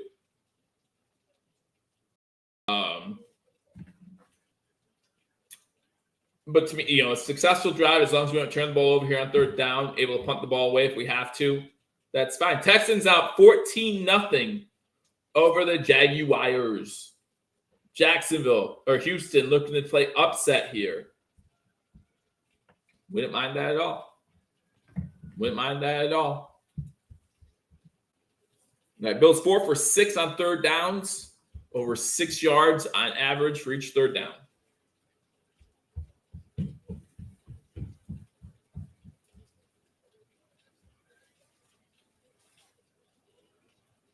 Shotgun formation, 3 wide receivers to the bottom of the screen, 1 to the top. Harris going out for a screen. Pass open, Diggs, wide open. Gets into Washington territory, down at the 45. I don't know how Diggs got so open. Diggs shaking off his hand. Hopefully it's nothing serious. He was wide open in the middle of the field. Playing from a slot position. They can't keep track of him. He gets to midfield, to the 45.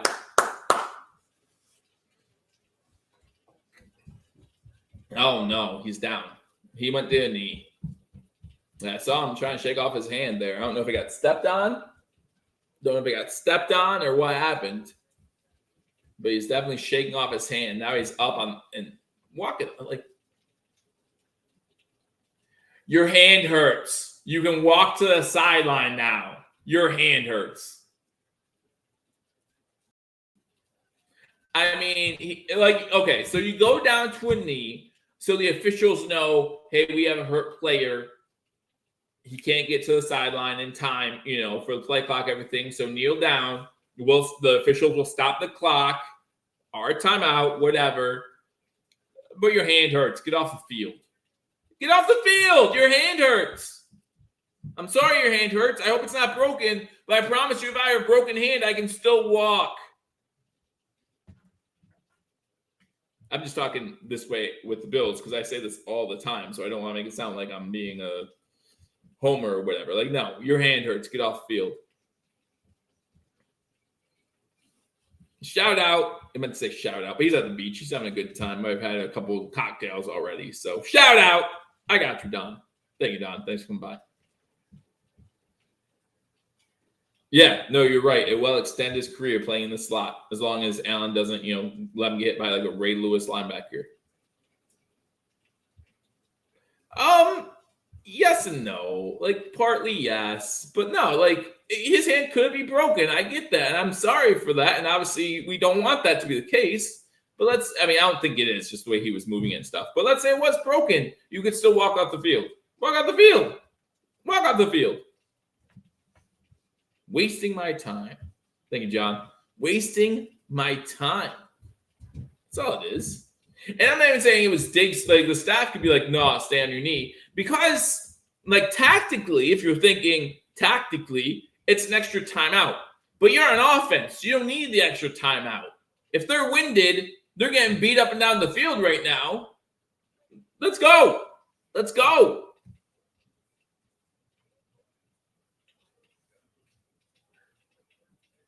If I can start just 7-7, Packers trailing the Saints 14-0. Lions still up 10-3 over the Falcons. Browns up 10-3 over the Titans. Houston up 14-0 over the Jaguars. Patriots now up 10-0 over the... No, he just rolled up on his hand. It's no big deal. He just rolled up on it. He tried to soften his landing. Patriots up 10-0. Dolphins up 21-10 now. Allen, I didn't even see the play. I'm sorry. Gets a yard. Hardy with the yard. It looked like he run and play from the backfield with Hardy, which they seem to be running at least once a game so far. Diggs coming back in. Colts in the red zone, tied with the Ravens 7-7. So again, some close games. Diggs in, no worries. Yeah. No worries from Diggs or the Bills. 2nd and 9, 6 minutes to go in the first half. Again, this drive start for the Bills at their own 2-yard line now at the Washington 44. Shotgun formation. Pass to Hardy. Hardy gets about 7 on the play. Going to be 3rd and 2.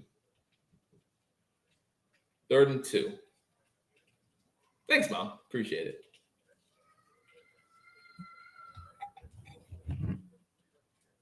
Yeah, we'll go over stats at halftime. Talk to Paul and Mario, and I'm not sure if they will be joining me at half or not. But I believe they'll still be doing postgame. So make sure you guys stay tuned after I'm done with my live stream, and they'll go live with their postgame about an hour or so after the game most of the time. I think it's Harris that's in the backfield with Allen. He gets the handoff on 3rd down. Hey, 3rd and short, run the ball, get the first down. That's how you get the run game going.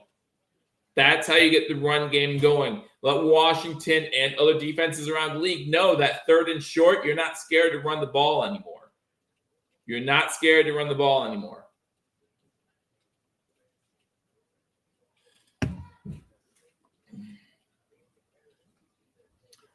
Buffalo has 9 first downs. Washington has 6. This drive lasted 7 minutes, 68 yards so far. At the 30-yard line, fake Dan up to Cook, looking downfield. Allen doesn't have an opening. He goes down. He takes the sack. He does a little bit of a Tom Brady and slides down. There's a flag down on the play. If this was a free play, I'll be mad he didn't just throw it up, but he might not have known it was a free play. Personal foul. Tripping on Kincaid. Really? That's a call you don't see too often.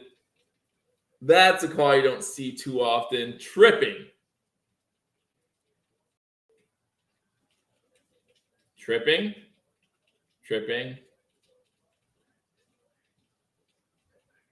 What? I'm sorry, what? Please tell me you said the wrong name. The replay did show nothing. Now it's 1st and 25. Wow.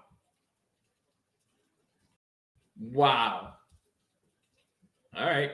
First down, quick pass to Diggs, gets back inside the 40. That's all you do. Get 7-8 yards of time. 7-8 yards of time. Get you in position to get that first down come 3rd down. So that's fine. Quick slant.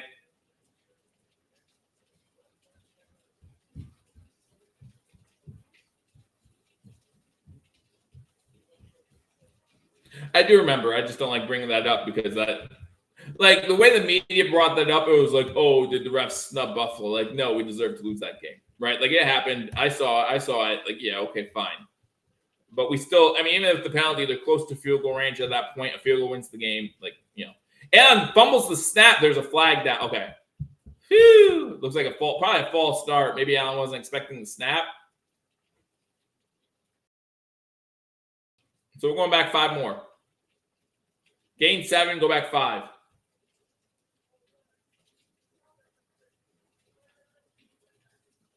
Mitch Morris on the false start. All right. 2nd and 21. So that pass play now gained us enough, 4 yards. Awesome.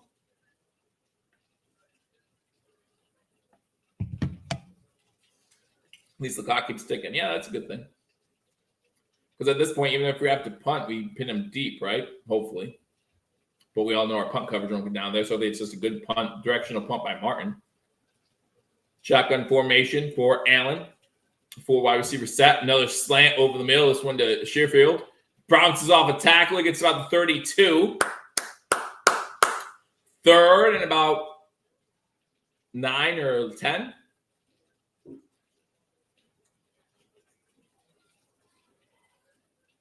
I'll take it. All right, 3rd and 12. 3rd and 12. This drive has taken almost 10 minutes of clock. That's awesome. That's awesome. We have to run one more play before a 2-minute warning. Cook goes in the backfield. Diggs. What in the world? Are you serious? 3rd and 12? You want a wide receiver bubble screen? Wow. You run a wide receiver bubble screen. Now you lose yards to make the field goal attempt even harder if we are even in field goal range anymore. Because remember, the wind's against us right now, not with us. He does not have the wind at his back.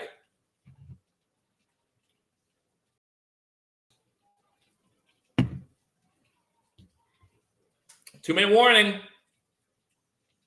So, guys, what would you do? 1, to say you would punt it. 2, to say if you kick a field goal. Remember, you kick a field goal and miss. They're going to start with the ball at their own 38-yard line. So, pretty decent field position. The QB would have been a better play call. You're right. It would have. It would have. Spin says try the field goal. Try to go up 13-0. Trust your big leg kicker. Would you rather kick a field goal? Because a punt, if the punt's a touchback, you only net 14 yards. You only net 14 yards. How long is the field goal? We're at the 38 now. So 38 plus 18, 56. 56 yards, and depending where which way the wind's going.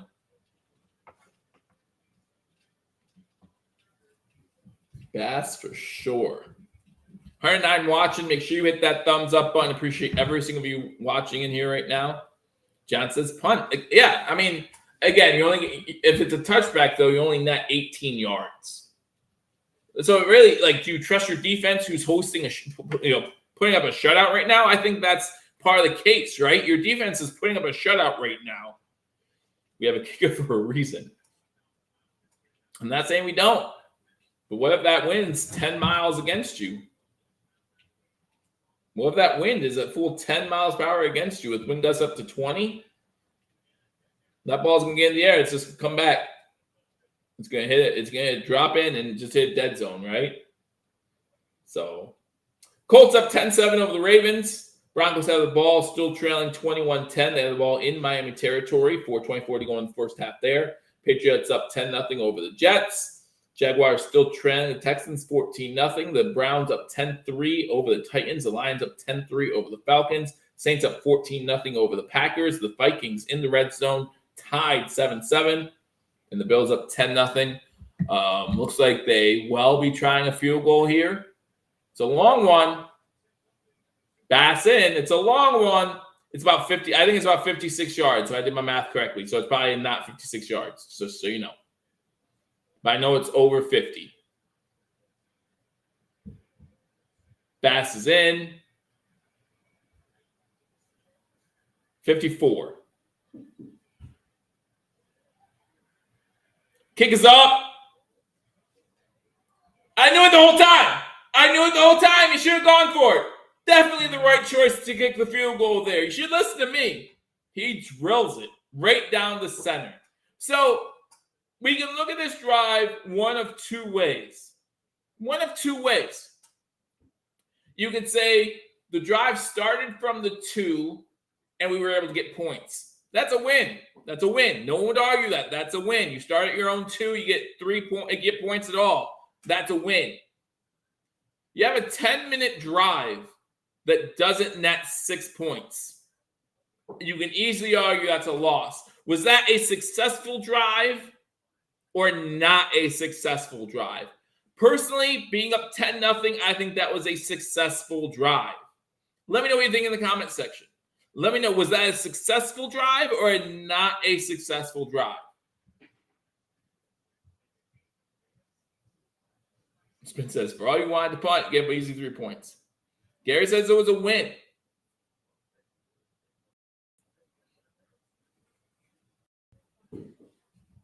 Points always good. So, yes, win. Okay. That's fine. I just say you can spin it both ways. Excuse me. All right. Scores around league. And Bills up 13-0. Less than 2 minutes to go now in the first half. Minnesota first and goal from the 3-yard line. Tied 7-7. Looks like they'll get points. Hopefully a field goal. It's never a successful drive if you don't. It's never a successful drive if you don't score any points when you get in field goal range. I'm okay with that, but we got points. So that's not the question, Spin. That's not the question. Don't turn my words around. Was this drive a success? We got points. So was this drive a success? Not successful for Dorsey, but definitely successful for the special teams. Dorsey helped us get there. We got from the 2 into position to score points. And that's on Dorsey. Keep getting points. Let's go. I'm all right with it. Saints still up 14-0 over the Packers. Lions up 13-3 now over the Falcons. The Browns up 10-3 over the Titans. Texans up 14-0 over the Jags. The Patriots up 10-0 over the Jets. The Broncos trailing 21-10. They have it 4th and 17, though, from Miami 40. So it looks like they might have to punt. And the Colts up 10-7 over the Ravens. That was good from 70. I'm not sure. I didn't see replay. Could have been. I don't know when it crossed the crossbar. But hey, we're up 13-0. Up 13-0. Again, 100 of you in here. Thank you for watching. Make sure you hit that thumbs up button. Let me know where you're watching from in the comment section. Nope, that way. Comment section. Kick goes into the end zone. It's going to be a touchback. So Washington will start with this ball at their own 25-yard line. Let me know where you're watching from. And let me know. I don't know. Let me know what you think of the game so far. Are you happy? Do you wish you were up three scores? You still got shutout. Stopped them 4th and goal. Looks like there's saying Howell might have injured himself somewhere. Howell 6 for 10 so far today, 87 yards, and that pick. It's been sacked 3 times. Shotgun formation, 5 wide receiver set, 3 at the top, 2 at the bottom. Quick pass out, complete, but quick tackle by Johnson. McLaren on the catch. McLaren's having a decent day himself. No touchdowns for Robinson, not yet. 2nd down, shotgun formation once again. Short pass once again. Tackled by Johnson right away. This is their tight end Turner, so it's going to be 3rd and 2.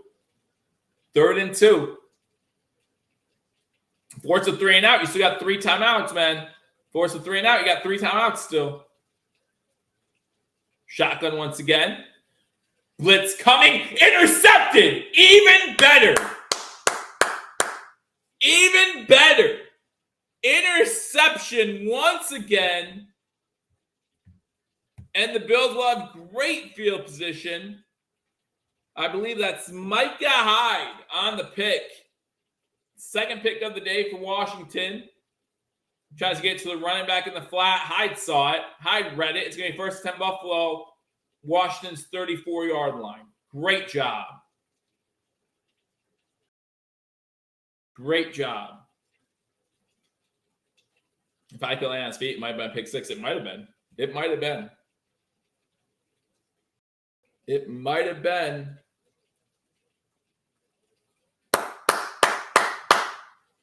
Buffalo has great field position to start this drive.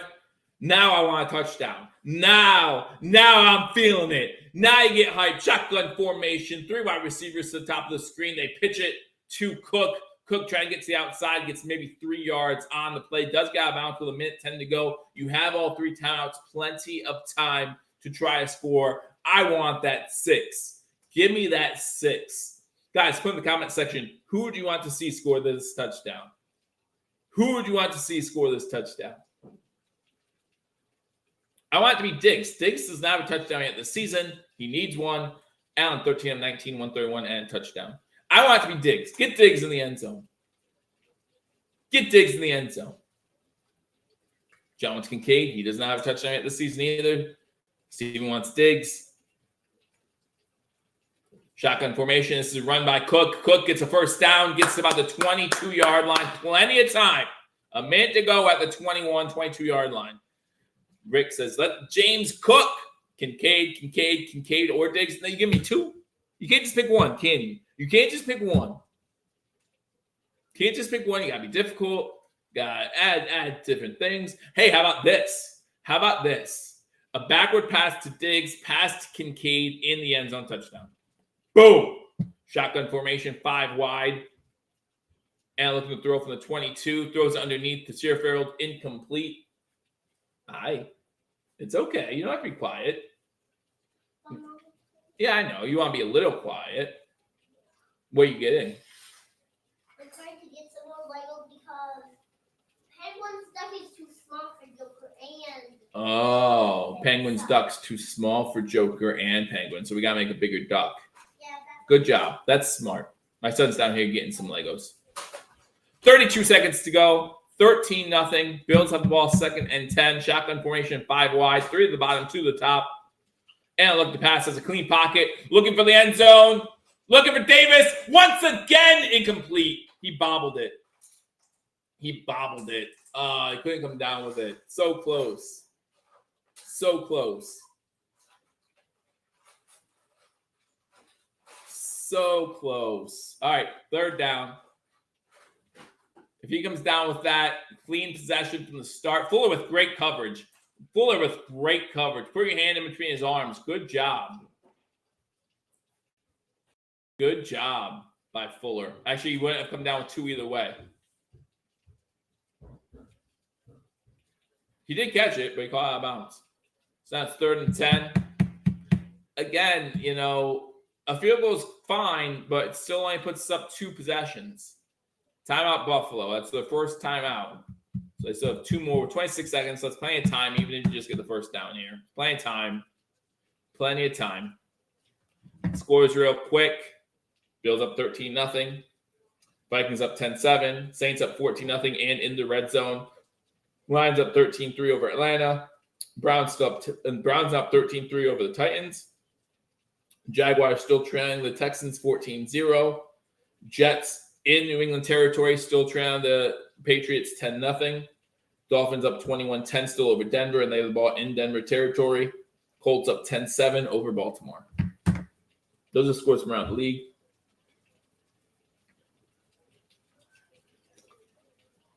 He came and went. It was so cute because he tried being so quiet. And I was like, you don't be like he was tiptoeing. It was so cute. Such a good kid. 26 seconds to go, 3rd and 10. Shotgun formation. 3 wide receivers to the bottom of the screen, 1 to the top. Just don't show him this video for the next 20 years. Pass complete to the sidelines. Pass was complete to Hardy. He got out of bounds. It's going to be 4th and 2. He's saying kick the field goal. Coach is saying kick the field goal. Spin says go. Oh, no, wait. He's going to go for it. He's saying go for it. Let me know in the comment section. 1 to go for it. 2 to kick the field goal. You know how this is. I would at least try to draw them off sides first. Then make your decision, right? Why not try to get the free 5 yards? Yeah, they're trying to get the free 5 yards. Knox is under center. They're not falling for it. And that's fine. 1 to go for it, 2 to kick the field goal. No, they spin. It doesn't mean they're still not going for it. Why not? You have the timeouts in your pocket. Why not try to draw them off and then make your decision? 1 to kick, 2 to go for it. Is that what I said? Or 1 to go for it, 2 to kick. We're already up 2 scores. We're up 13-0. We're up 13-0. So we're up 2 scores. There's not a 13-point play in the NFL yet. I mean, personally, I think we should go for it. A field goal here doesn't do much. You're up 2 scores. A field goal makes it 2 scores still. So you don't gain much by kicking the field goal, in my opinion. Defense is playing great. The defense is playing great. And so you can say, hey, I banged on the defense to stop them from scoring 2 touchdowns and 2 two-point conversions. Kicks up and the kick is good. 19 seconds to go. Bills up 16-0. But I think that, again, you're up 13-0. You're already up 2 scores. The defense is playing so good. Why not go for it? Go up 3 scores. If you're up 20-0 at halftime, that's a completely different feel than 16. If you're up 20-0 at halftime, that's a completely different feeling. Smart football today, great on 3rd down, need to run it in the second half. Yes, I agree with that so far. We're not playing great offense, dude. We're not. Although we are playing a top 10 offense in the NFL. But today it seems like at this point in the first half, it might have been a fluke. I'm just saying. First half, I mean, McLaurin's having a decent day. But other than that, no one in Washington is doing well. Samuel is still their leading receiver, 1 catch, 37 yards. Hal is 8 for 13, 96 yards, 2 interceptions. Hal also is their leading rusher because of that 1 carry. You might say highly unlikely, but I say highly unlikely because it's a shutout. But listen, it's a lot higher in likelihood to come back from 3 scores, I bet. 2 TDs up, good first half. There are plenty of ways to look at this. Again, guys, we'll go through stats and scores at halftime. I'll give you some of my opinions. If I'm joined by Paul, Mario, or Ryan, we'll get their opinion as well as far as how good the Bills looked in the first half. I would give this defense we'll go over grades at halftime. We'll go over all that at halftime. Field goal was the right choice. The pros know what they are doing. Yeah, that's why they ran a wide receiver bubble screen on 3rd and 12. Yeah, because the pros know what they're doing. That's yeah. I just have my doubts about what the pros know. I thought all the pros were at Lowe's anyway. Is that their slogan? Something I don't know, guys. I try to make stuff up as I go, and you guys know this. I make things up as I go, and sometimes it fits, and sometimes it's just dumb. All right. So I'm pretty sure the Commanders here are going to take a knee, right? This kick's going to go into the end zone, hopefully. 1st and 10 from 25, take a knee, go into halftime, and see, try to figure out what's working for you. Because right now, nothing is, or what adjustments you have to make. Because you have to make adjustments. You have to make adjustments. This offense has not been able to move the ball well today. The Buffalo Bills defense has confused you. We've sacked Howell 3 times, 2 interceptions. It's been a really good first half for the Buffalo Bills, especially on defense. I'll talk more about, like I said, grades, and it's a touchback. 19 seconds left in the first half. You take the knee here, in my opinion. In my opinion.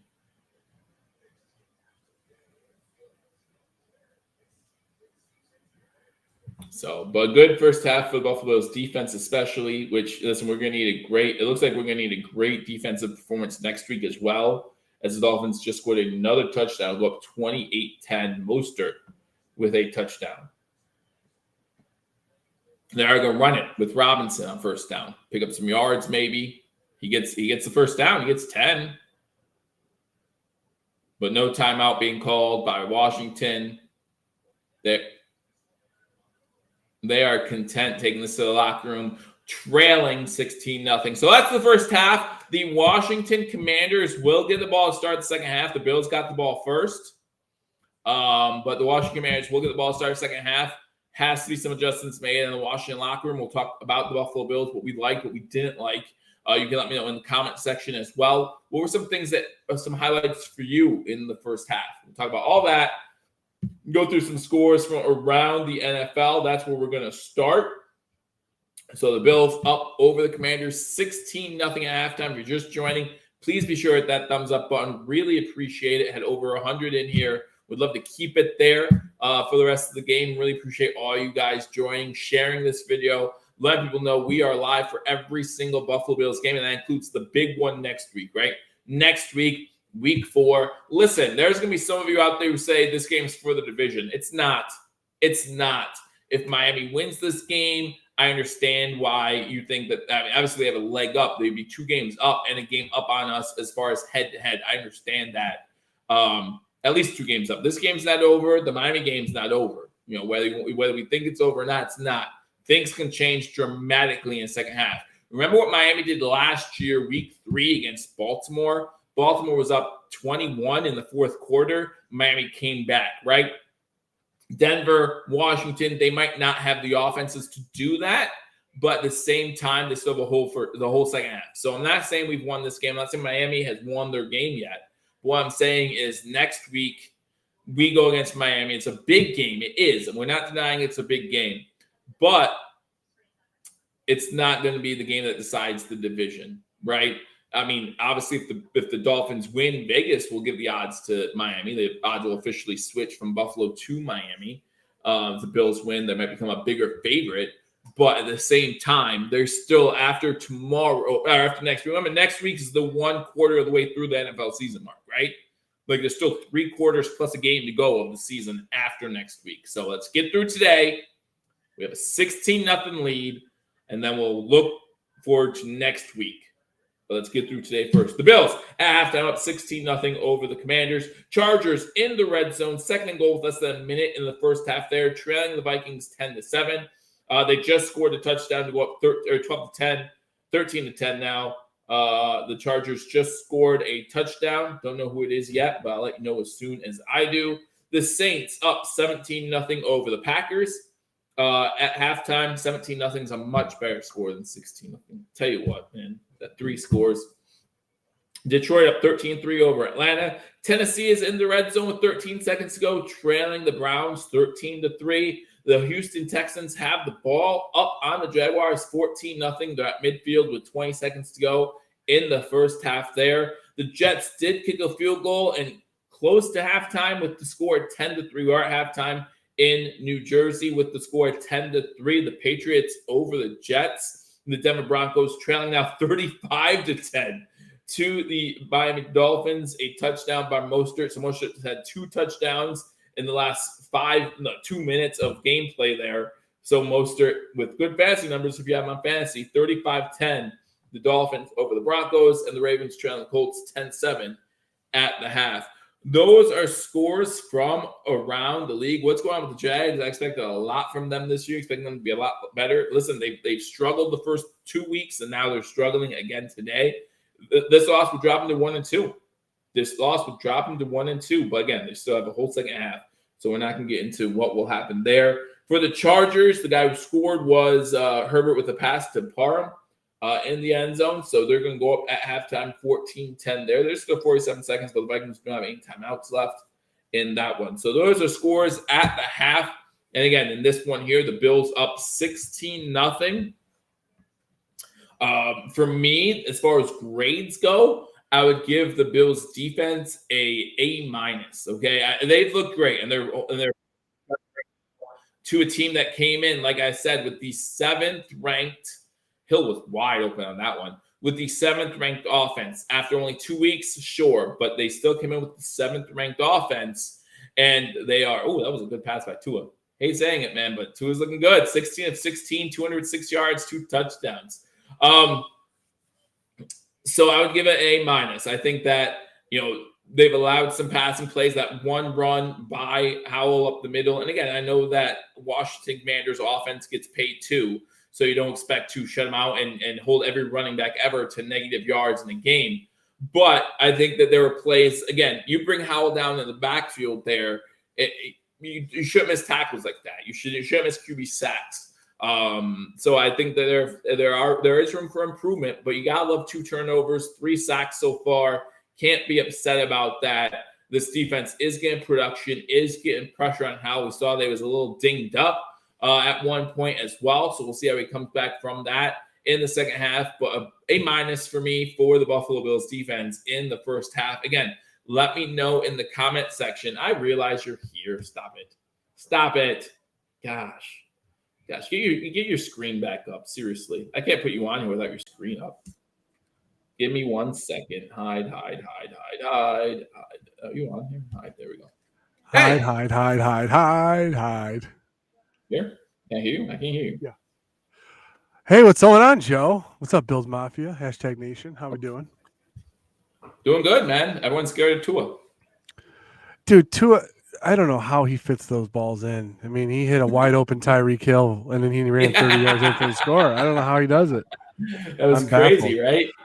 Just before you get a cavalcade, I don't know if you did yet, Joe, but when the Bills, Micah Hyde intercepted the pass, and then the progression of plays that were run after that. Yeah. The Buffalo Bills have 3 timeouts, and second down and 10, he decides to go for Davis in the corner, which he was out of bounds. We all know that. Now here's my take on it. When you're in that situation, you only throw that pass on second down to the end zone if you're in 4-down territory, if you know you're going to go for it on 4th down. Otherwise, what you're going to do is you're going to try to get half of that back on second down and then the other half on 3rd down. You have 3 timeouts. You have your whole gamut of plays you could run because you have all your timeouts.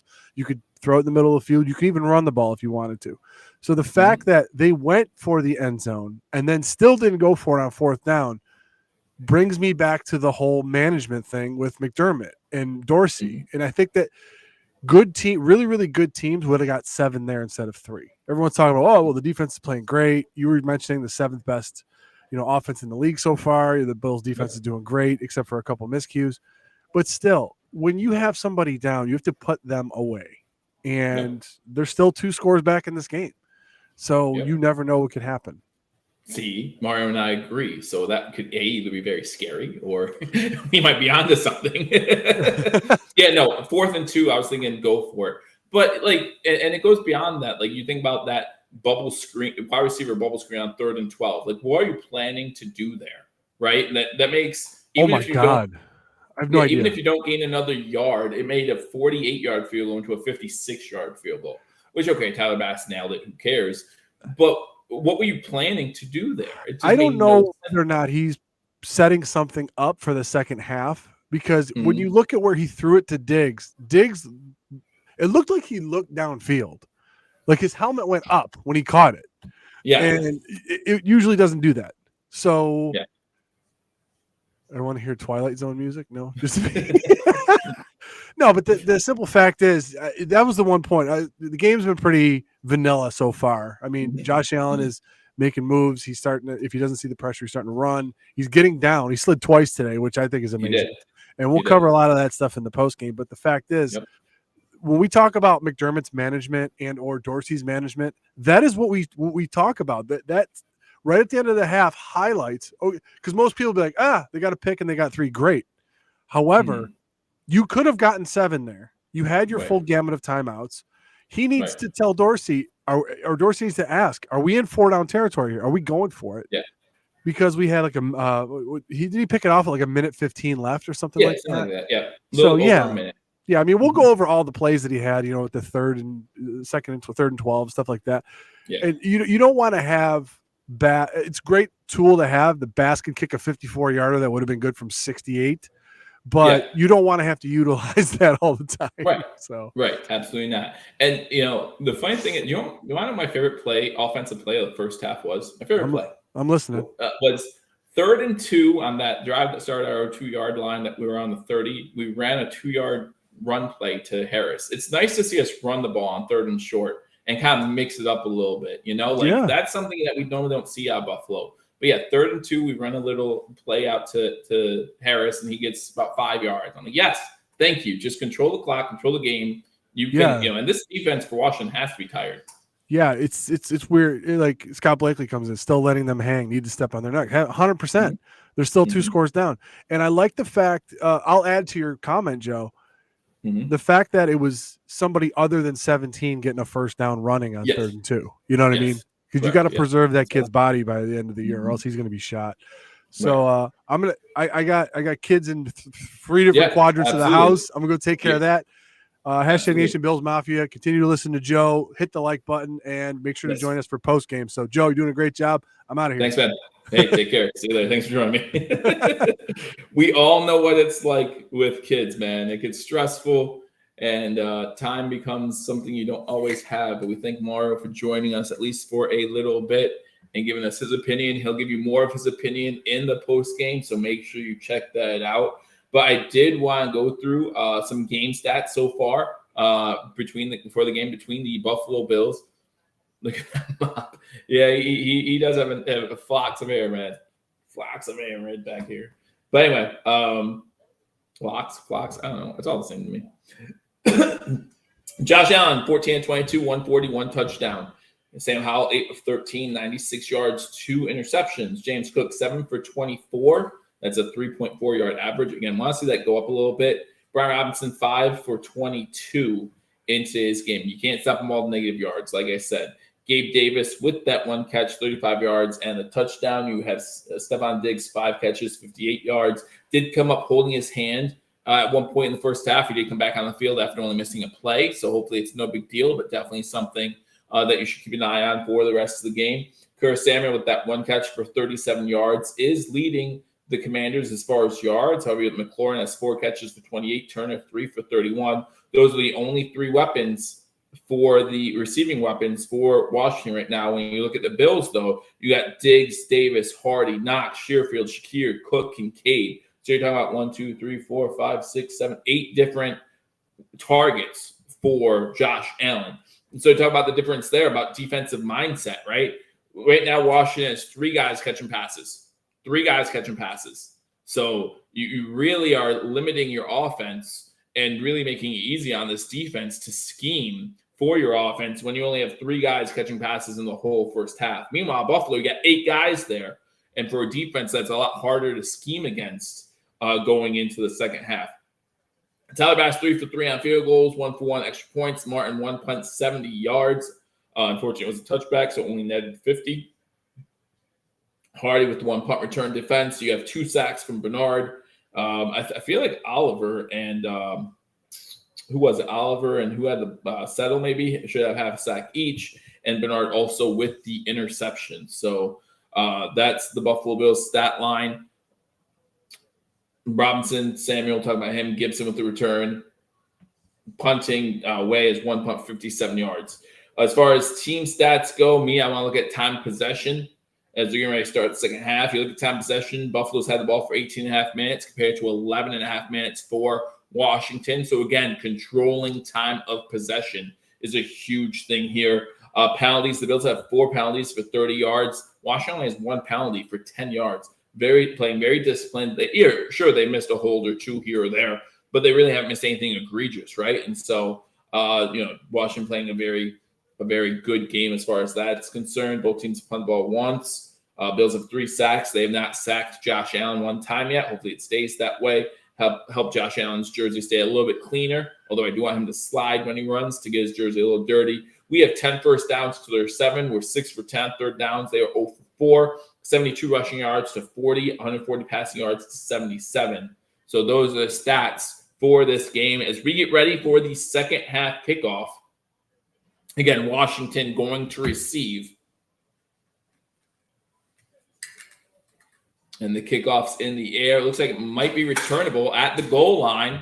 Going to take it out to the 10, to the 15. Bills defense does a good job taking them down at the 17-yard line. So they're going to have a long field to start this second half. Again, I want to thank Mario for joining us for what he could at halftime. And look forward to seeing him for the postgame. Hopefully an optimistic postgame with a Buffalo Bills victory. Again, some things we need to work on offense still, obviously, but the defense really looking good so far against this Washington Commanders offense. Howell in shotgun formation, they're going from left to right for wide receiver set. You have Robinson to his left. He gets the handoff on first down. Gets maybe out 4 yards to the 21-yard line. So it's going to be 2nd and 6. 2nd and 6. So do you think the Bills can hold on for the shutout? Let me know in the comment section. Do you think the Bills can get a shutout here? Is Miami getting ready to score again? Is that Denver's getting ready to score? Okay, before halftime for them. Shotgun formation for Howell again. Looking to pass this time. Over the middle, pass incomplete. Short hops his target. Was the tight end there, number 86. So it's going to be 3rd and 6. All right, Angel. Love you too. Thanks for coming.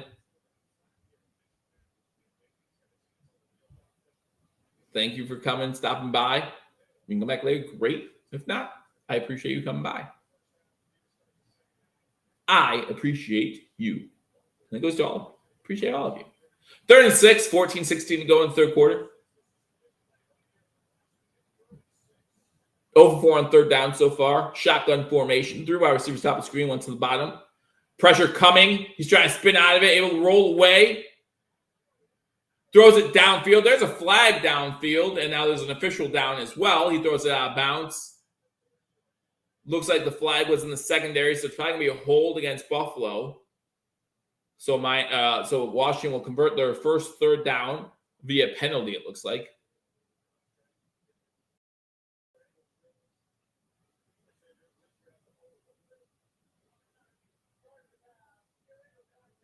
New contact on defense. Going to be automatic first down. Who was it? Benford on the penalty.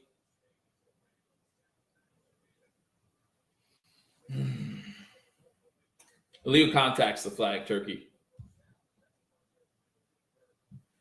So it's going to be 1st and 10 Washington after the penalty. That's the 5th penalty by the Bills in this game. Something needs to be cleaned up. Not as bad as week 1. Week 1 we were terrible penalties, but still needs to be cleaned up. Well, even if it was just 5 yards, it would have been 1st down. Pressure coming. He threw about 1 yard. Oh, it's a fumble. Are they saying complete or down? What are they saying? Clear recovery by Buffalo by Benford. Which, by the way, would have been a touchdown. So I should get credit if this actually is a fumble. Are they ruling it incomplete? Are they ruling it catch and down? Or are they ruling it well, they're not ruling a fumble. The ball's definitely out before he hits the ground.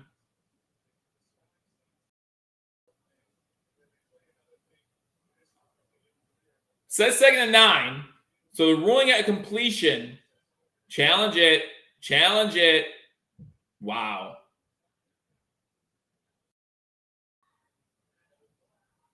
There's a flag down. Good. This gives us more time to look at it.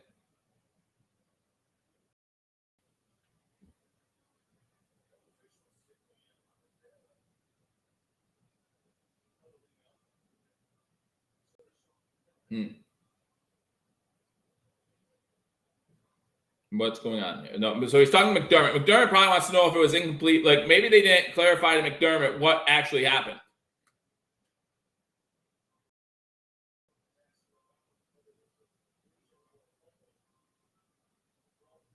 It's out. Before his elbow is down, it's out. It's either incomplete or it's a fumble. It's one or the other. He can challenge it. There was a clear recovery.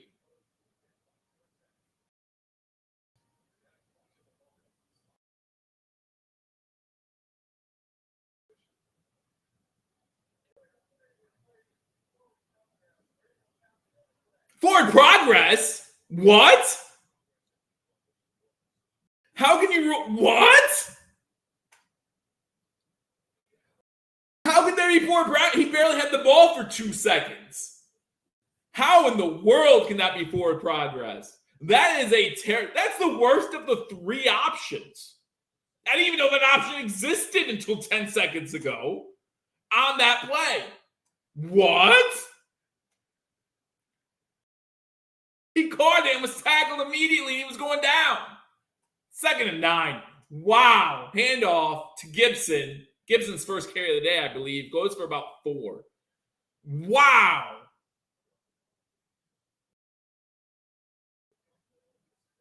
Bring in Gene Tessitore for that.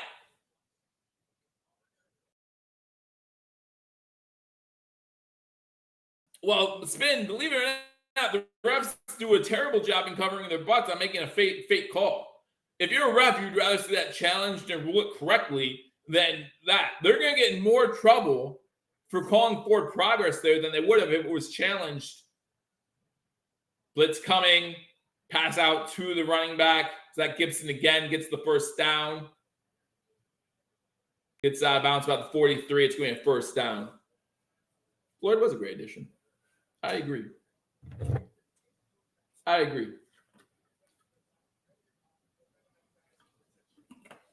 Milano needs to wrap up.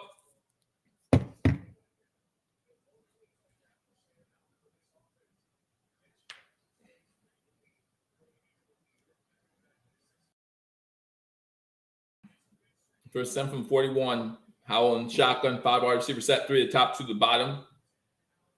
Pass underneath is complete. Milano and Hyde on the tackle. Dotson with the catch.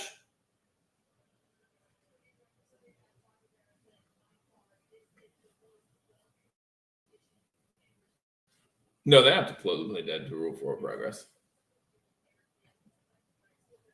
No. They don't. I mean, the whistle blows because the play's over, but it doesn't have to blow for forward progress. Forward progress stops before the whistle blows, or else you can't blow it the exact second. Handoff to Robinson. He gets past midfield, has room to the 40, 35, tackled by Hyde around the 30-yard line. A big run there. Wow.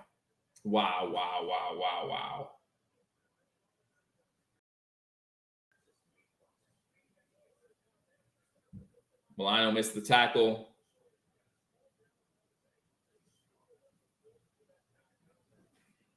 What a bad call. But whatever. Gotta move on. You do have to move on, especially if you're the team. First attempt from the 30. Handoff again, stretch play. This one to Gibson. Gibson gets the first down inside the 20, inside the red zone, forced tackle by White. 1st and 10. Moving the ball well.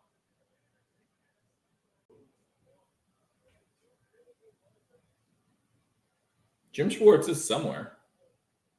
I don't know where, but he's somewhere in the NFL. Why are the refs dirty? They missed the call. Missed calls happen. 2 wide receivers top of the screen, tight end out that way as well. Shotgun formation. They're going to run again because the Bills haven't stopped it yet. So why not? Robinson gets maybe 2 on that play. Going to be 2nd and 8 from the 15.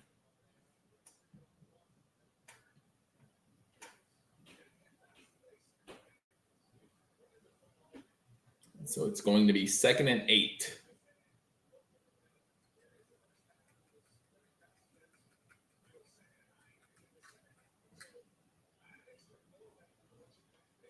Again, guys, thank you for watching. Correct. The refs are, but that's the NFL. That's the NFL's problem. That's why I think the officials are not as good as they could be. Shotgun formation, pass into the end zone. Trey White with the interception. Down at the 1, but another turnover. And that's the 3rd interception of the day by the Buffalo Bills. Trey Day. McDermott said earlier this week that he sees a little bit of pre-ACL tear injury coming back day by day for Trey White. Dives over the wide receiver to get that one. Great pick there. We're at commercial break. Now the Bills will get the ball at the 1 yard line. If White's down by contact, they'll review that if he is. He might have been down by contact at the time of the interception, which we put at the 20. We'll see. We'll see what they rule. And whatever they rule is fine because we just got to turn over. We just got to turn over. And not the breakfast treat. Is it a breakfast treat or is it a dessert? Is it a breakfast? Is a turnover a breakfast treat or a pastry dessert? I don't know. Let me know in the comment section. That's what we need. That's what we're here to talk about. Pastry desserts or breakfast foods. That's what we're here to talk about. What else do you want to talk about today? What else is going on? Love this defense. Yeah, hey, today they're playing great. Again, I want to see this happen next week.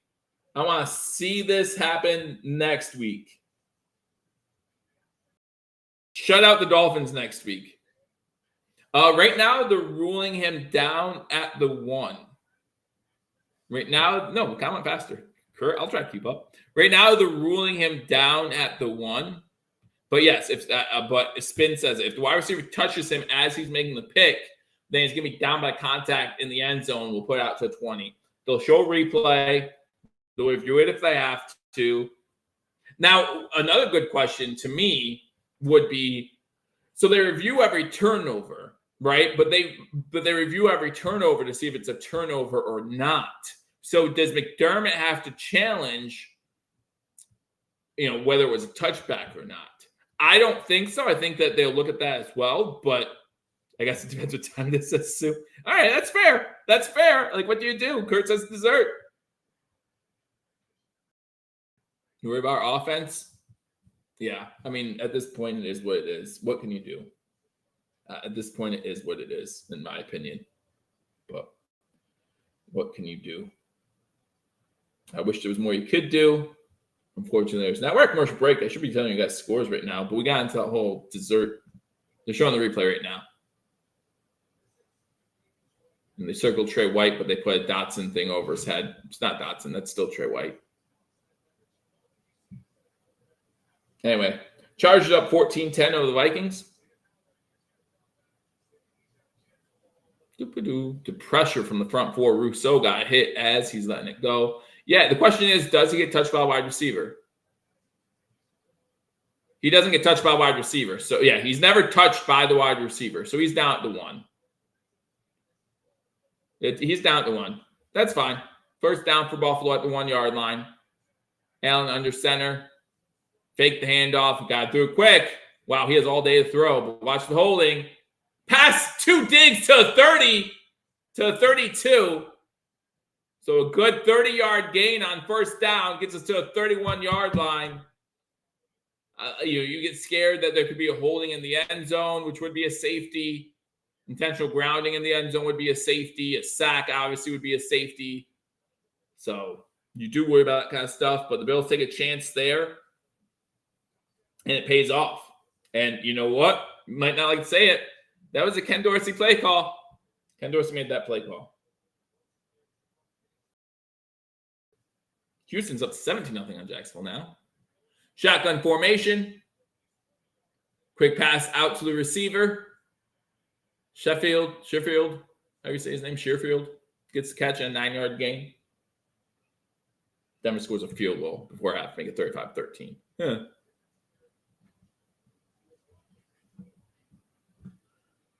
Fans has established 1. We've been trying. But other than Allen, we really haven't been able to get the run game going. Cook has 7 carries. Harris has 3. Hardy has 1. Davis has 1. So we have 12 rushes so far. I formation on 2nd and 1. They do hand the ball off to Cook. Cook gets close to midfield. Gets to midfield. Nice gain on 2nd and 1. Jacksonville does score a touchdown. Make it 17-7 early in the third quarter there. Bigsby with a touchdown.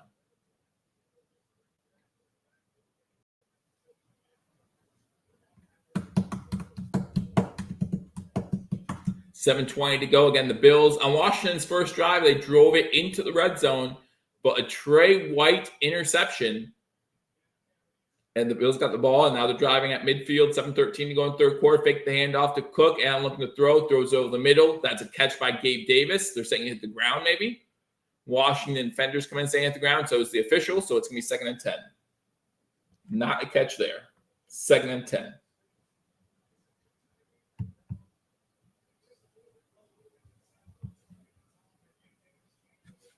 Thanks for the reminder, John. I appreciate you. It was halftime. Sorry. Where'd it go? Where did the scoreboard? See, now I'm messing things up, John. There it is. Now I'm messing things up. 7:07 to go in third quarter. Bills leading 16-0 at ball midfield, 2nd and 10. Cook picks up the blitz. Good job. Allen looking to run.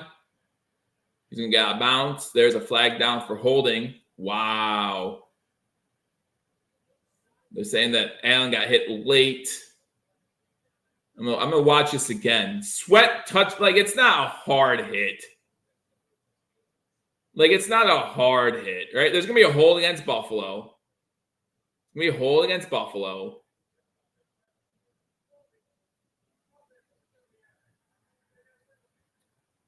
I do want to see this hit again, though. I want to see it.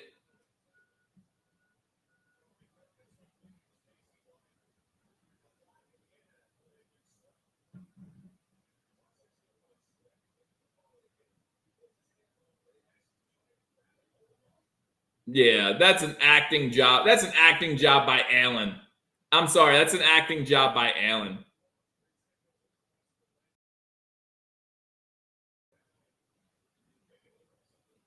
That's a good acting job, but not good enough. 2nd and 20 now after the hold at their own 40-yard line.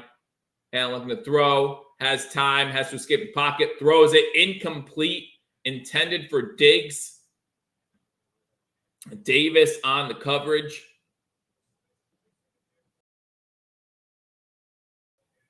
Now it's getting a little, there's some talking going on. As long as we don't get any 15-yard penalties, I'm okay with it. But there's some chirping going on now. Be careful. 3rd and 20. 3rd and 20. Hill with 6 catches for 122 yards and a touchdown. Not too shabby. 3rd and 20. Shotgun formation. 3 wide receivers. Top of the screen. 1 to the bottom. Diggs alone at the bottom. And looking to throw. Throwing it to Diggs. Throwing it deep. No, that's Davis. I'm sorry. And he throws a pick. He throws a pick. Fuller's down, though. Throws a pick.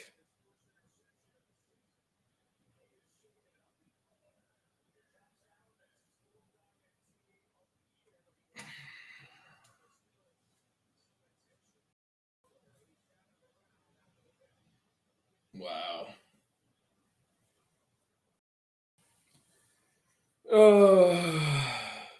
Not bad pick. It's not good pick. It's not good pick. Again, Allen, again, with a turnover. That means he has to wait even longer for back-to-back games without a turnover. Just go back-to-back games without a turnover. Like, come on. But then I guess if he didn't have a turnover day, he'd have to go back-to-back games without a turnover, and that would be impossible. So throw this one, I guess. He was due. He was, I guess. Not happy about it at all, but what can you do? Scores around League. Bills still up 16-0. Washington's going to take over after the interception at their own 19-yard line. Chargers up 14-10. They have the ball against the Vikings in the third quarter there. All these games now in the third quarter. Saints still up 17-0 over the Packers. The Lions up 13-3 over the Falcons. The Browns up 13-3 and in the red zone. Against the Titans, the Texans up 17-7. Patriots up 13-3 over the Jets. The Broncos trailing 35-13. And the Colts up 13-7 over the Ravens. Ravens have the ball in that one. Those are scores from around the league. Well, if you like the last, see, here's the thing. If you like the last game plan, Allen didn't make up the game plan. Allen didn't make that up. That was all Dorsey. So if you liked the game plan last week, then you liked Dorsey's play calling last week. Like that's the truth of it. Like Dorsey, I think Dorsey called a great game last week. That's what I think happened. Do I think there are some plays that I wish weren't called this week? Yes, absolutely. And there probably was some last week, though, but they were masked in a very convincing victory. NFL needs to pay. No, they don't need to pay the refs better. They need to give them health benefits and make them full-time officials is what they need to do. You know, it's hard. It's hard to improve your craft when you're working a 40 to 50 hour job on top of this. It's hard to improve it. Can you do it if you have the will and the drive to do it? Absolutely.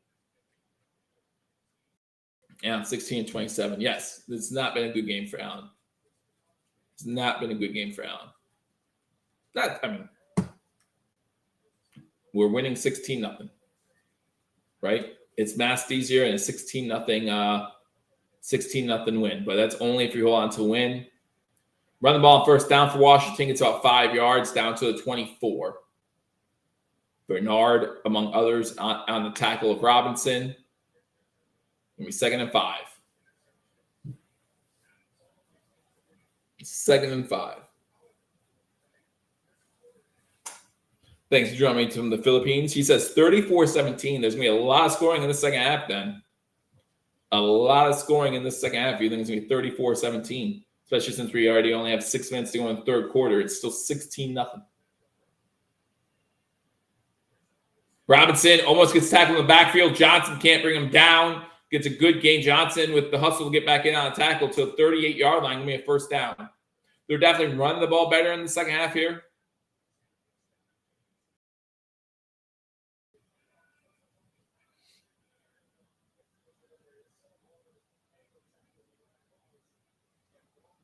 Jefferson only has 3 catches in the second half. 3 catches for 80 yards, which is crazy. But yeah, Robinson had 48 yards here in the second half. Shotgun formation, 2 wide receivers to the on screen, tight end and wide receiver to the top. Robinson, 2 Howells left. Bill sent late blitz. And he's sacked. Brought down for a loss. That's Floyd on the sack.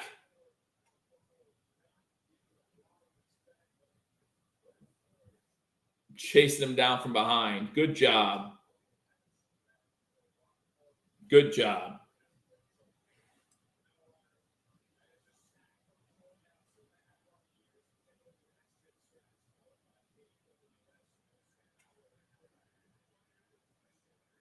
Cleveland scored another Ford touchdown, makes it 20-3. Bill's going around the edge again. It's Floyd again with another sack. Back-to-back sacks. Now it's 3rd and long. That's the 5th sack of the day.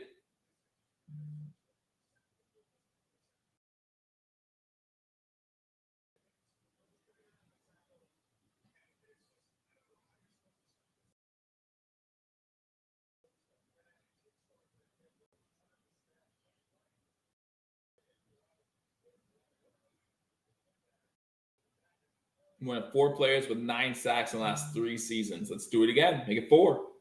Blitz coming in. There's a hold. Come on. It's a screen to Robinson. He's going to get close. There's a flag down. Okay. He's going to get close. He got 15 of the 17 yards. Oh, they're calling a legal man downfield. So they didn't even get the hold. They got a legal man downfield.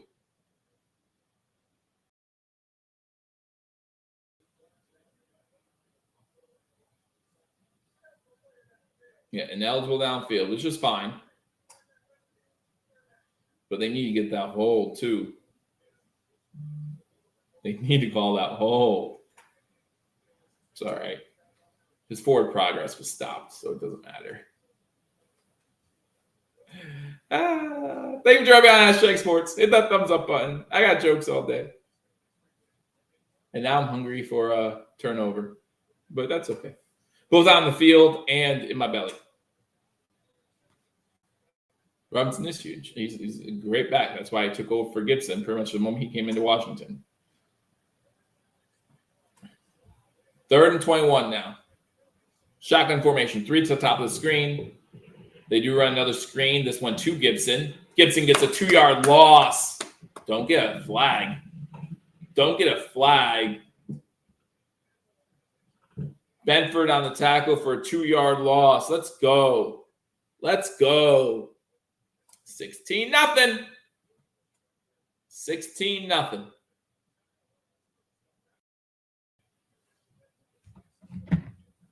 That shutout's looking closer and closer, man.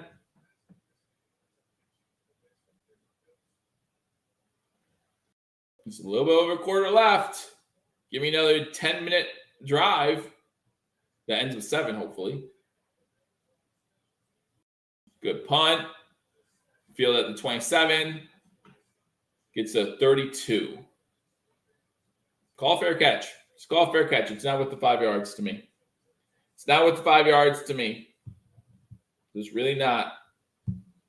Buffalo up 16-0 as they get ready to take over late in the third quarter. Chargers up on the Vikings 14-10. Vikings have the ball in Charger territory. Saints still up on the Packers 17-0. The Lions up 13-3 over the Falcons. Browns now up 20-3 over the Titans. The Texans up 17-7 over the Jaguars. The Jaguars deep in Houston territory, though, at the 22-yard line. Patriots up 13-3 over the Jets. Jets at midfield. The Broncos still trailing the Dolphins 35-13. And the Ravens in the red zone trailing the Colts 13-7. Most of these games late in the third. The Dolphins game still 10 minutes to go in the third, so they got quite a bit to go. Chargers Vikings game about halfway through the third. How is Indy up in Baltimore with Gardner Minshew as the quarterback? No idea. But the Ravens did just score a touchdown. Lamar Jackson with a rushing touchdown. That's his second of the day. So there's that. So there is that. So that with an extra point, they'll take the lead back. Minshew 17-27, buck 28, and a touchdown. No interceptions. That's how. That's how. The NFL is no different than high school or college football. You don't turn the ball over. You limit penalties. You're going to be there at the end of games. You're probably going to be there at the end of games. That's just all there is to it. All there is to it. The difference between the best team, let's say the Dolphins, the Cowboys, the Eagles, whoever you want to call it, the Niners, whoever you want to say is the best team right now. The difference between them and the Cardinals, well, one, they're trying to tank, and two is managing the play clock properly, managing game clock. Don't turn the ball over. Don't commit dumb penalties. You're going to be there at the end of the game. 3 a.m. in the Philippines. I'm not making you watch it. I'm not making you, but I'm glad you're watching from the Philippines. I hope you stick around because this is a good Buffalo Bills defense we got. But, all right. I mean, yeah, you might be right. But next week we play a good team, right? So we'll see how we compare then next week. We'll see how we compare next week. Rough day for Packers fans. Packers have had so many good days. I'm not going to be sad if they have a rough day or two. They went from Brett Favre to Aaron Rodgers. I'm not sad for them. I'm not sad for the Colts going from Manning to Luck, even though Luck retired before he was planned to. Bills start with the ball from their own 31. Cook gets the carry to about the 33, 34. So maybe gain 3 on the play.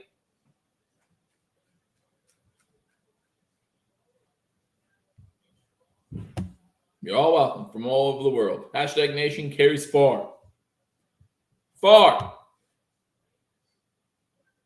So it's going to be 2nd and 7 for the Buffalo Bills. After a 3-yard carry. 2 minutes to go in the third quarter. Allen under center. Cook behind him. 2 wide receivers and a tight end to the bottom of the screen. Fake a stretch play to Cook. Looking downfield. Almost intercepted. Still gets to Diggs. Man's got a rocket. Diggs goes down inside Washington territory. I mean, that pass went right through the guy's hands. He made contact with the ball, and it still went through. That's a rocket.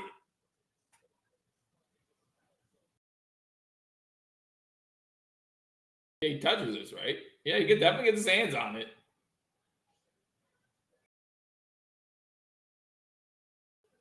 Shotgun formation, 2 wide receivers top, 1 to the bottom. Cook gets the ball. About 4, maybe 5 yards to about the 42-yard line. So moving the ball again. Move the ball again.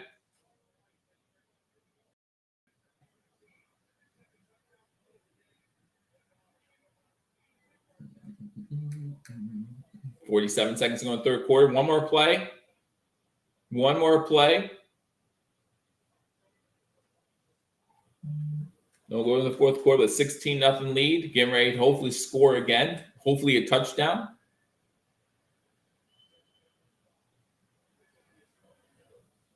Murray's in the game. He gets the carry. Gets inside the 40.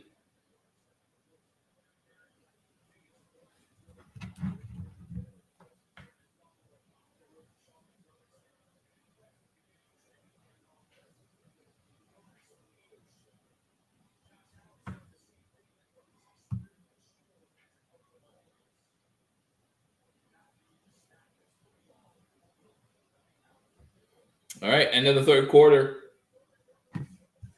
Bills up 16-0. Hopefully getting ready to score again here soon.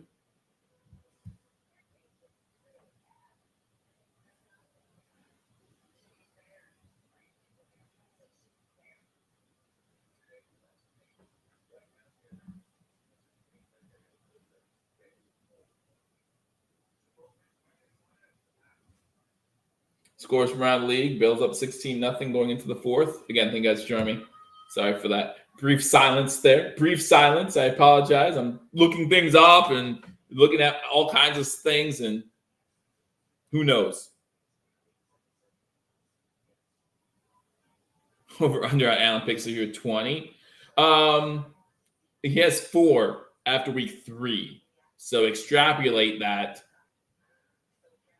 So what's that? How many times was 3? Dad's much better at math than me. Where's Dad at, Mom? He can figure this out. So through 3 games, should be pretty easy, right? 5, yeah, it's gonna be 20 plus if he continues on this trajectory, because 3 goes into 17 5 times plus some. So 4 times 5 is 20 plus 2 games. So yeah. That's how that works. I think I did the math right. Mom, tell Dad to check it. I think I'm good there. All right, the Chargers up on the Vikings 21-10. Saints still up 17-0. Yeah, tell Dad I'm right. It's okay.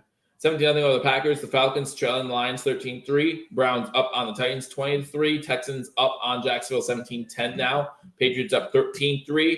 Dolphins in the red zone up 35-13. They're going to score again. Baltimore up 14-13 at the end of the third quarter there. So that game, the Saints-Packers game, and the Bills-Washington game are the 3 games that are at the end of the third quarter. The other games have time to go in the third. So if you're looking for a game to watch after this Bills game is over, because listen, the 4 o'clock games, just some bums, right? Just some bums. Maybe the Carolina-Seattle game might be fun, but I think Carolina's starting quarterback is out, right? So how much fun is that actually going to be? Yeah, Dalton's playing. So is that going to be fun? I don't know. Cowboys double-digit favorite. Chiefs double-digit favorite. I don't know. O-line playing great today. No sacks. No sacks. Henry 8 carries for 6 yards. That's almost as bad as what we did to Josh Jacobs last week. Almost, but not quite. Not quite. All right. Hunter, you're watching. Make sure you hit that thumbs up button as the fourth quarter begins. 3rd and 1. Allen alone at shotgun. Now it looks like Harris is joining him in the backfield. You've got Shakir and Davis at the bottom of the screen, and Harris is unable to pick up the first down. It's going to be 4th and short. Go for it. Go for it. From the 37-yard line, it's going to be 4th and short. You go for it. Go for it. Go for it. 1 to go for it, 2 to try a long field goal. Let me know what you think in the comment section. Tell me what you want to do. Like, kicking the field goal, if it's good, yes, you go up 2 scores. But it's 4th and short. I say go for it. Go for it. Shotgun formation, 3 wide receivers to the bottom of the screen. Run back to his left. Diggs goes in motion to the top. Now goes back to the bottom. They do snap the ball. Pass is knocked down. So Washington will take over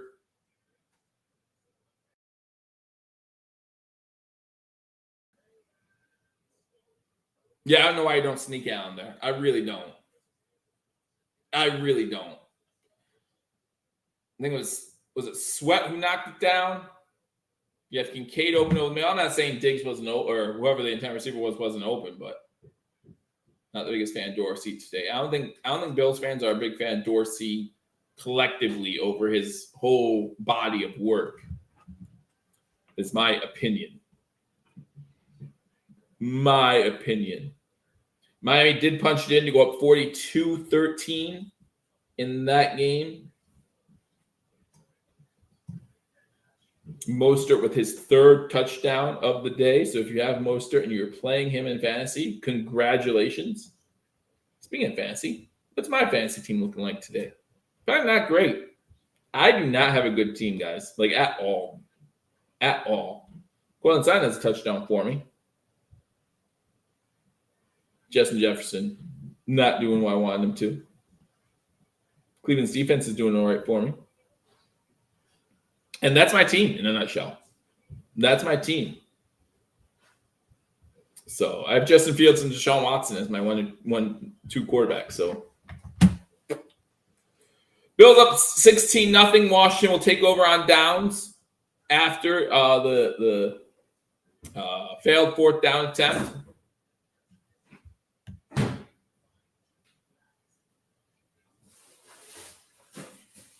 See, and again, the Jets have a wonderful defense. So to say he came in without a game plan, I don't know if that's accurate. It's hard to, and again, we talked about this week one.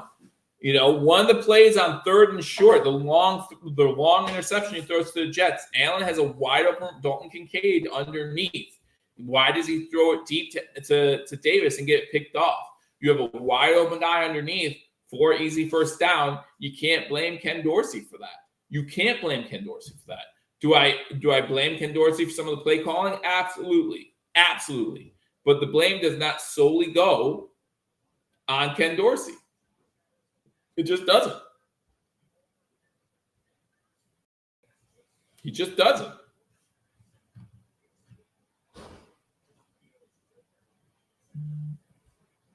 Yeah, I don't know what that was. I don't know why we didn't go for the QB sneak or something. Keep the ball on the ground.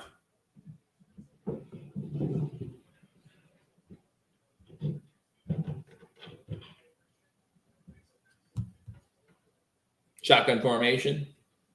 14-16 to go in the game. Try to set up a screen. It's caught by Gibson. Missed tackle. Fumble. There's a fumble. Please tell me the Bills have it.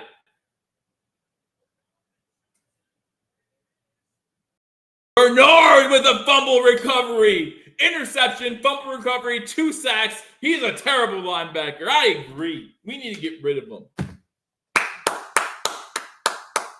Forward progress was stopped there.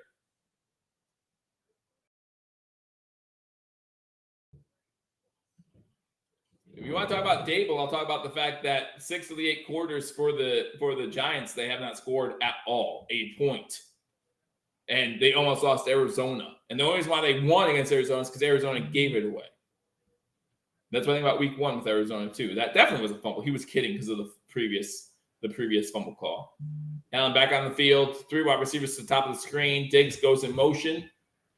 James Cook low in the backfield. Fake handoff to him. Cook's open underneath. There you go. Give him the ball. Cook with a catch. I think that's his first or second catch of the day. Gets 10 yards. Gets first down. Yeah, Dable's bad this year.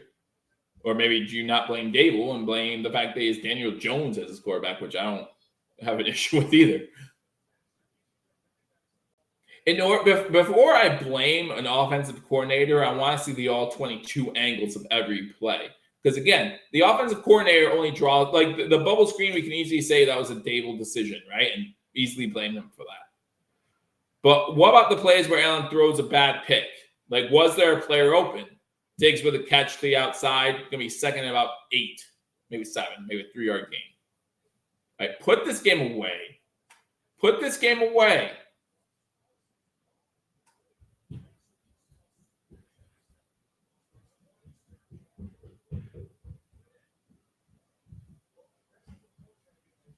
Bernard might have more picks in his first year than Edmonds all his career.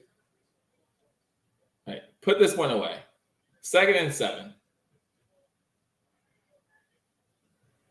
James Cook, able to get some yards, gets inside the 15.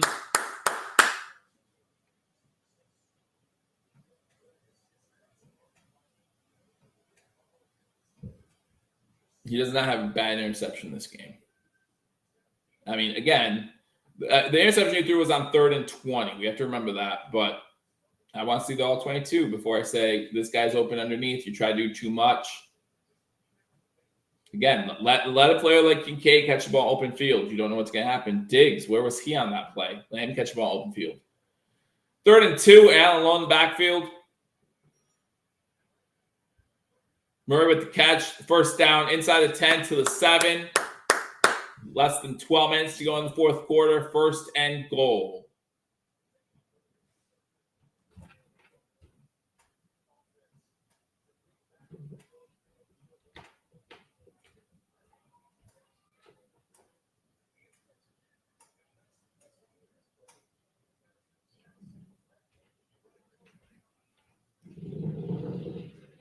All right, 1st and goal. I think it's Murray in there. 114 watching. Please hit that thumbs up button if you haven't already. Handoff on the end around to Hardy. Just get back to the line of scrimmage. Nope, gets tackled for a 3-yard loss to the 10. 2nd and goal to the 10. Stop with that play. That play has not worked all 3 games. You've ran it all 3 games, and that has not worked all 3 games. I want James Cook to get his first touchdown. That's what I want. I want James Cook to get his first touchdown. What are we looking at? Why do we look at some random thing? Minnesota scored a touchdown to make it 21-17. And we Cook back in there. 2nd and goal from the 10. Allen going to try to take off with it. He's going to have a touchdown. Walk-in touchdown, Josh Allen.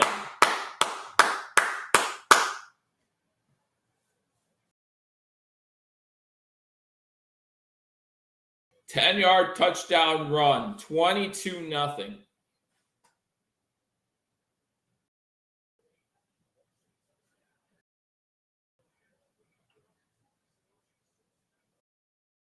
He sees the blitz coming. That's Josh Allen just creating on his own. That wasn't like the blitz came, and I'm not saying it was a bad play call. I have no idea what the play call was. He saw the blitz coming from Washington, stepped up, avoided the pressure, saw wide open middle of the field, and just took off. Extra point's up, and the extra point is good. 10:37 to go. Now this defense just wants to pull up that shutout, baby. Get that shutout.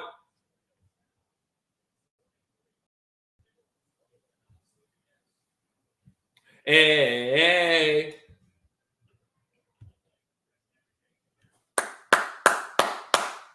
I'll do a McDermott clap for that.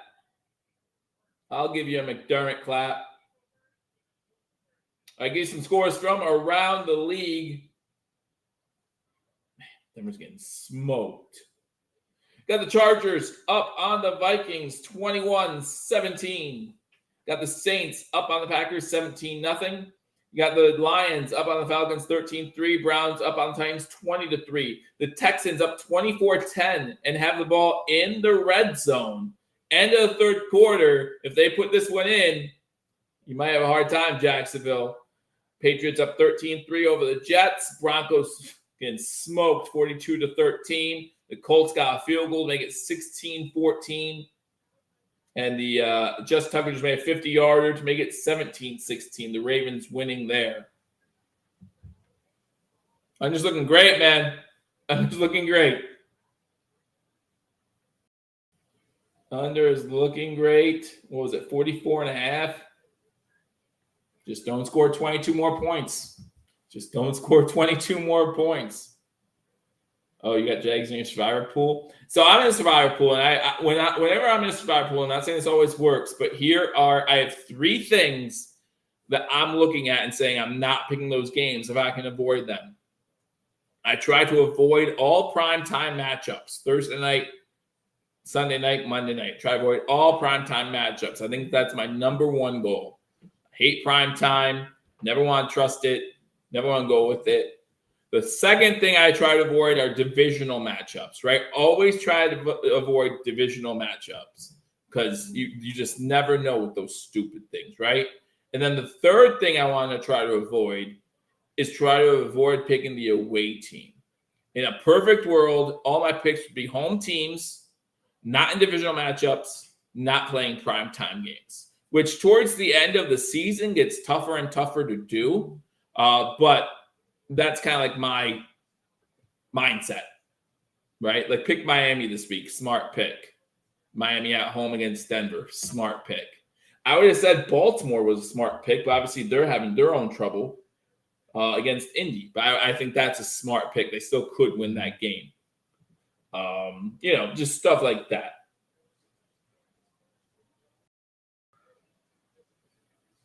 Yeah, no, they're not looking as good as they're supposed to. Bills getting ready to kick the ball off.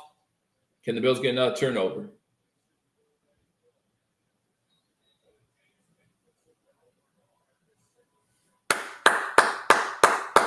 Terrell Bernard, fumble recovery, 2 sacks, an interception. When was the last Bills player to do that? Has that ever happened in Bills history? Bernard might get defense player of the week? Absolutely.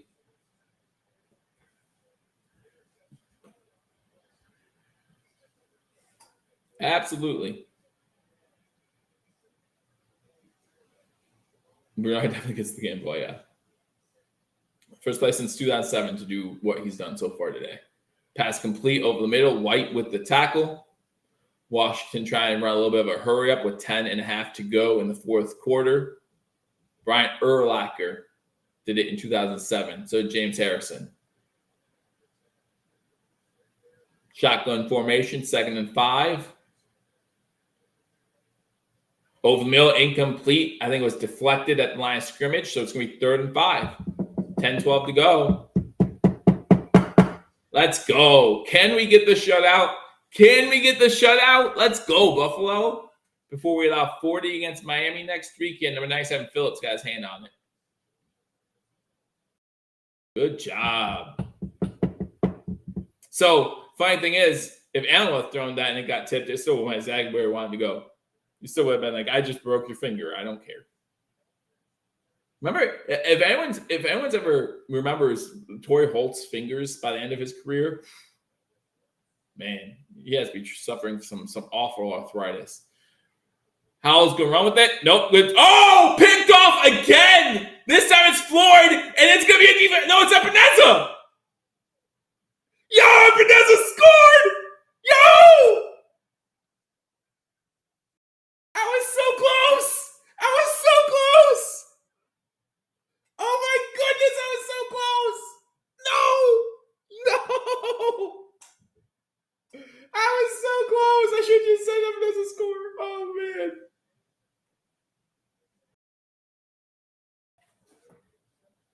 Oh my gosh. So close. Great pick by Epineza. Get your arms up, big man, and then throw the quarterback off you. Stop it. Stop it.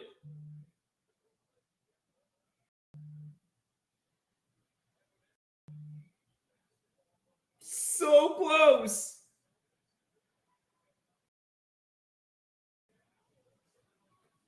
So if you're just joining or if you weren't here for the pregame, I said that there was going to be a defensive touchdown. That was my bold prediction. And then I tried to clarify what would happen. And I said Edmonds would sack the quarterback and Epineza would pick up the fumble and score. I was so close. Oh, man. This is why I should be watching every single week. Bills up 30-0. Man. So close. Oh, wow. So the Bills defense has controlled this whole game. That's crazy.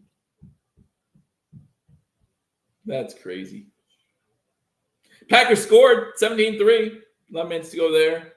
Chargers up 21-17. They got the ball. Third quarter still there. Detroit's up 20-3. Cleveland's up 20-3. Houston has the ball in the red zone. 3rd and 1, 24-10.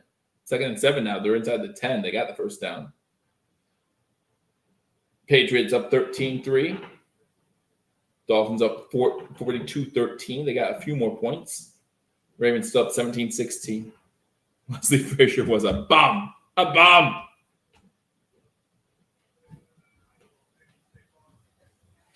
Hey, this is going to be very interesting because now we have a great defensive performance. The Miami Dolphins having a great offensive performance. Which one carries over? Which one carries over into next week? Going to be very interesting. And join me right here at 12:30 as we watch that game together. Hopefully the Bills can retake control of the AFC East. I still don't think they lost control of the AFC East, but some do. Or Miami can make themselves known kind of to the world that they're for real. You still have plenty of doubters about Miami. I'm not saying I'm one of them, but you still have plenty of doubters about Miami. Let's see. We'll see. We'll see what happens next week. So the Buffalo Bills do have 4 interceptions now, 5 sacks, a fumble recovery, so 5 turnovers, 5 sacks, and a touchdown. That's the defense we have. That's the defense we have.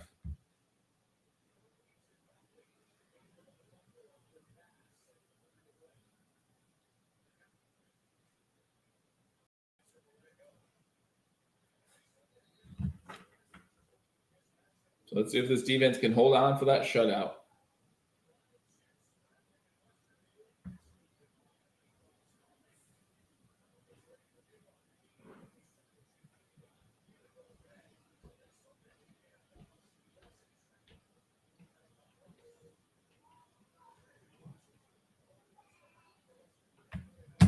Okay, so we can have 2 more touchdowns.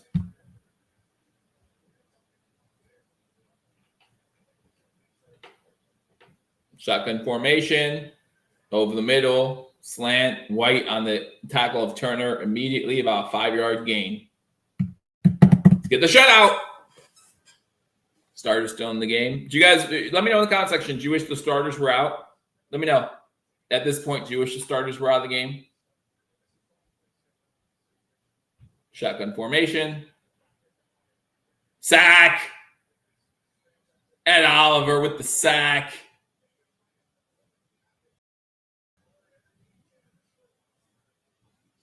Six sacks for the Bills. 5 turnovers. Oh, yeah, Miami scored again. Mostert again. Again.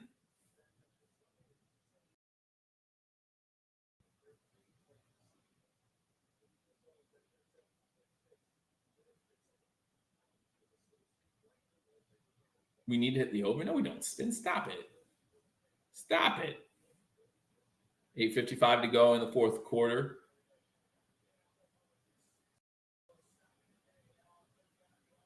Hollis to step up. He gets sacked again. Rousseau in on the action.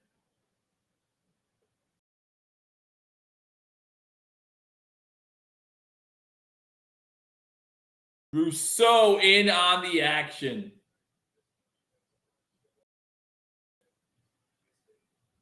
Wow.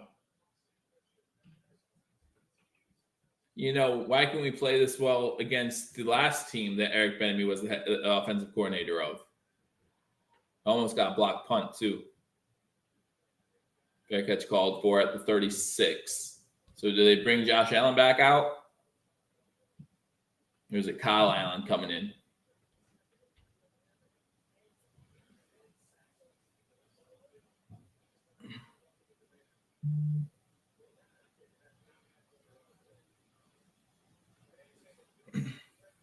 Allen's out. Allen's in. Kyle Allen is in for the Buffalo Bills.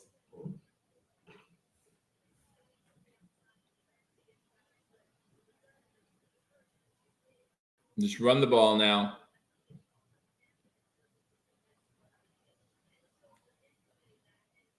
Just run, run, run.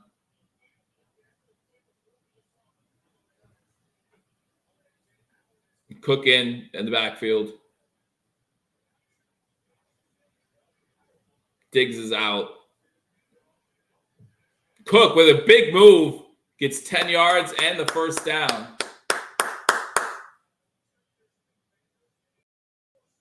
Eight minutes to go in this one. Bills up 30-0.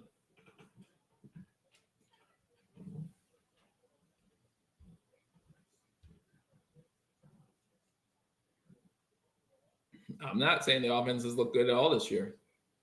The offense looked pretty good last week. I'll say that. They were in control the whole game. I'll say that much. Shotgun formation. Harrison now. 2 wide receivers top screen, one to the bottom. Harris gets carry.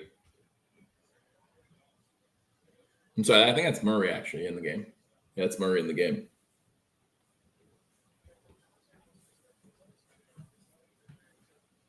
Where's Josh going? What are you doing running? Don't run. Just sit down.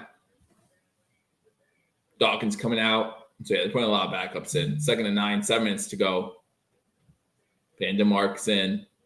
McGovern's still in there, though.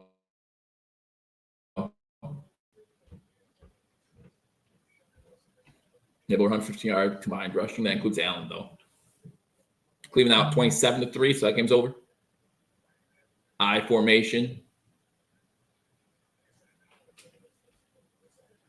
Pitch out to Harris. He gets maybe 2 yards. Gonna be 3rd and 7. Close to midfield. There goes the 5 yards per carry. But that's all right. I'll take it. Take it.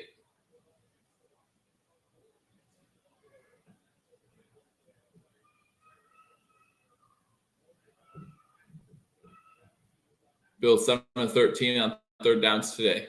Just run the ball. Just run the ball. Under 6 minutes to go now in the 4th quarter.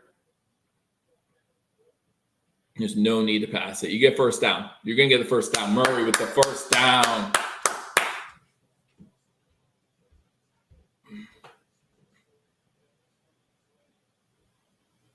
Yeah, on practice that throwing. Why?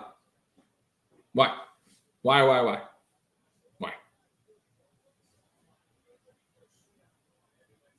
Murray coming out.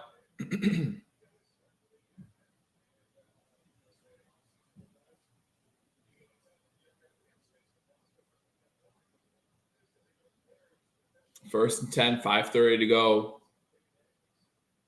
Can I ask for a better day from this defense? Offense definitely has some things to improve on still.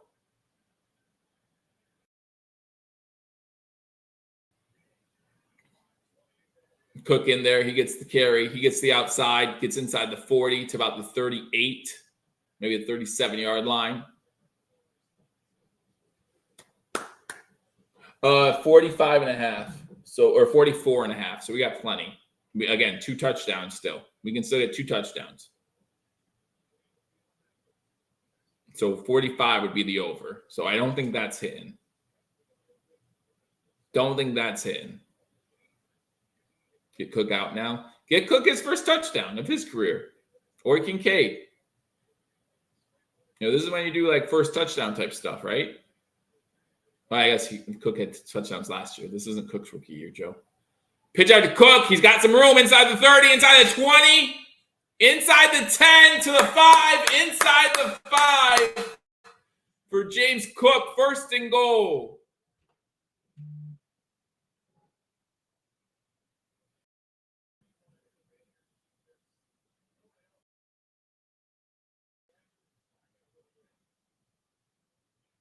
First and goal for the Bills. Now you bring in Harris or Murray to finish it off.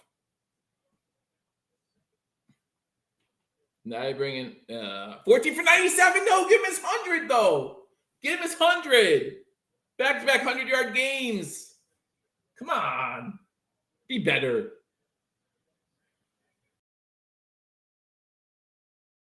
Be better. That's the 4. You can give him 100 yards. They call a timeout. Good. Get him back in there. Give him over 100 again.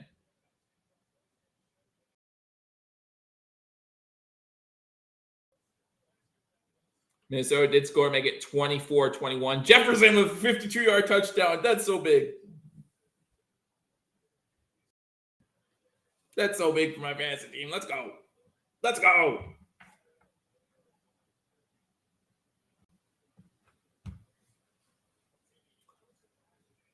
Washington at Philly next on October 1st. Is that next week? I think that might be Monday, though.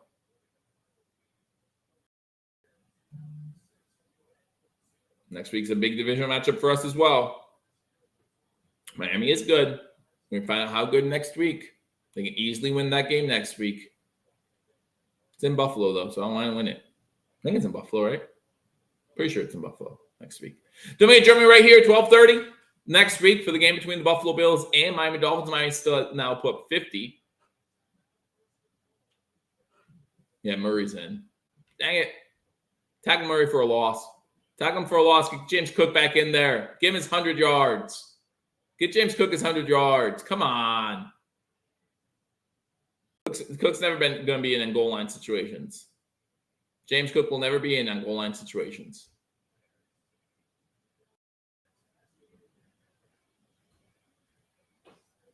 Man.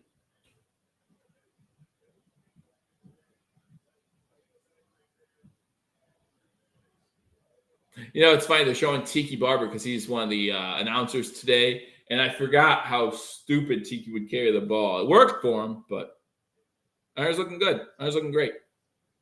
James Cook's in. Give it to Cook. Let James Cook get over 100. Get in there, Cook. 1 yard. Give it to him again. Feed him again. Don't take him out. Don't to the sideline. No, stay in the game. Stay in the game.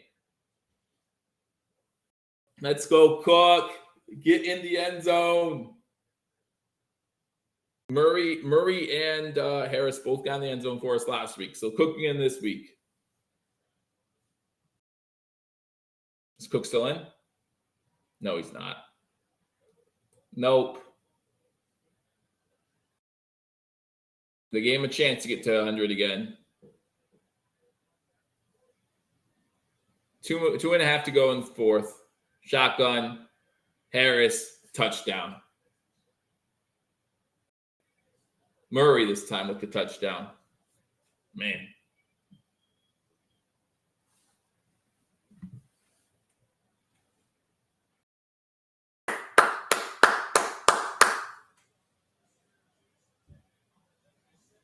No, they're so upset. Now just end this with the shutout, baby. Get the shutout.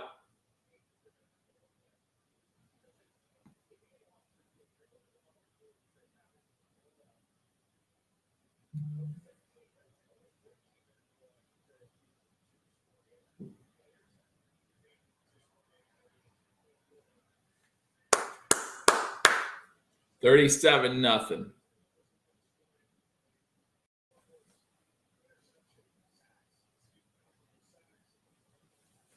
Yeah, I mean, you couldn't ask for a much better game from this defense. You really couldn't.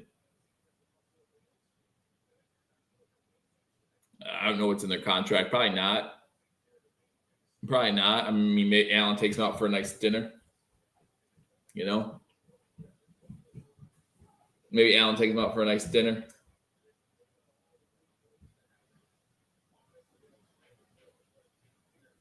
Yeah, no, they do. You're right.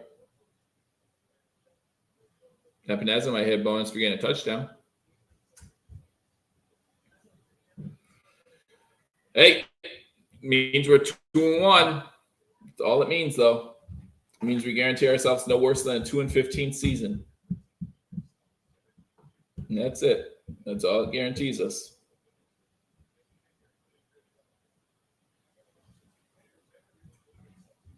But we have not allowed a score in about 6 quarters now. We did not allow the Raiders to score in the second half last week. Now we are 2-15 from allowing a score in this game.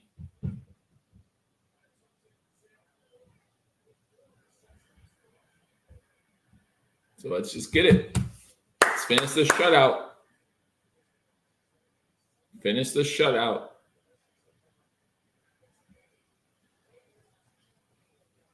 Green Bay now has 11 points.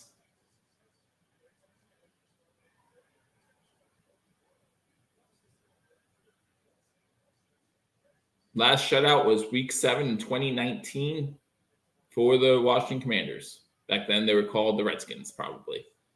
Pass towards sideline is complete. Saran Neal's in. You see Dane Jackson's in. So they do have the backups in the game. 2-minute warning. 37-0.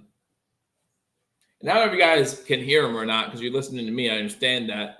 But the commentators, man, not much as far as no, Elam was inactive. Not much as far as Bills fans up in that booth today. I don't know who's with him, but he's one of the guys was like, yeah, just 12 minutes ago it was 16-0. So this wasn't a blowout. So it was a pretty comfortable victory. Looking at the scoreboard, 37-0. Pretty convincing win by this defense. The offense played fine. They played well enough, right? Only the one turnover. Allen with 2 touchdowns on the day. 260-plus total yards. Did fine. But this defense was the star of the day.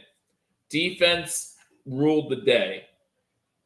As we got the Bills. Give me a second. Let me get back to the scoreboard. Get back to the scoreboard. There it is. Bills up 37-0 over the Commanders. That game well over. The Vikings up 24-21. The Chargers have the ball at midfield with 9.5 to go in that game. Packers now trailing the Saints 17-11 with playing time to go in that game. Detroit up 20-6 with a little over 3 minutes to go in that one. Cleveland up 27. I'll get to Denver. 27-3 at the 2-minute warning there. Jacksonville trailing Houston now 34-17. 9 minutes to go in that game. Jets got a touchdown. Only trail the Patriots by 3 with 4 minutes to go there. Broncos trailing 56-13. Yikes. Baltimore up 19-16 over the Colts. Must have got safety. And those are scores around the league. The Dolphins have fixed their O-line issue. Good, because they have a really tough defensive line coming their way next week, man. Really tough defensive line coming their way next week. It's going to be a great game, I think. Gonna be well. We played Denver later this year too. We do play Denver later this season, so we'll see how we do. Oh man! So do the Bills get the shutout? Is the only question left on people's minds. Do the backups maintain the shutout? Not important, but it'd be kind of cool, right? Not important, but kind of cool.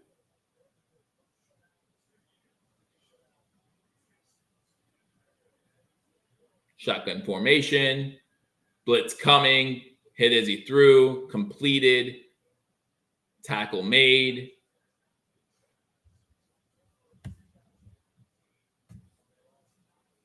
Dorian Williams now in as our middle linebacker. He helped out on the tackle. Shotgun formation again, 2nd and 3 at the 44.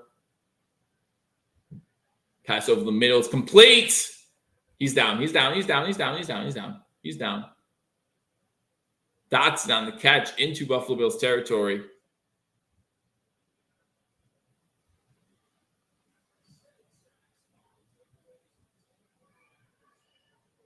Shotgun formation. Pass complete. Now they're at the 25.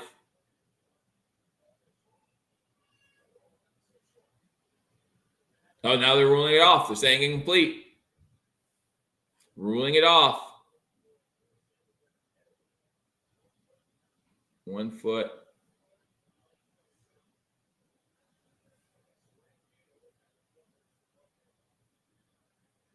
New angle. 1 foot. That's in. That's a catch.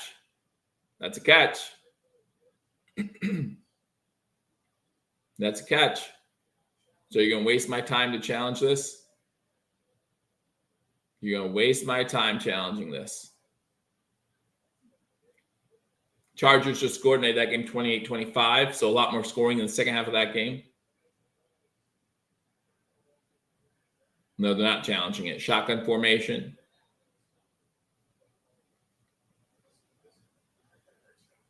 Oh, it's only 2 minutes. That's right. They have to. Wasting my time. No, he does not have to control it to the ground anymore. And he did. The ball might have moved, but he didn't lose control.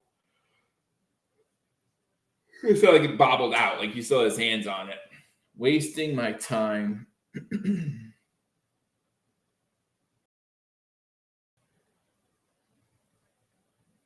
No, Frazier's never gone back to Buffalo. Don't worry about that. No, wow, that was a quick review. That was a quick review. Yeah, 1 foot, 2 foot. I'm glad he stepped on the ground, not Serrano Neal's hand.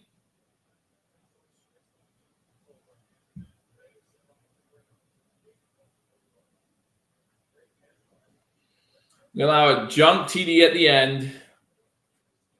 1:10 to go. Or maybe get another turnover just for fun. Just for fun. Shotgun. Looking to throw. Runs into a sack. Epineza on the sack this time.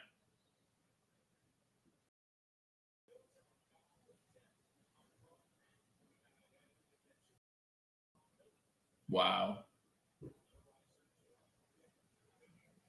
Timeout Washington. And they're talking now like Von Miller isn't even here. Von Miller isn't even here yet, guys. That's nuts. Miami's backup offenses. It should be. They have 56 points. And not in a 56-54 game.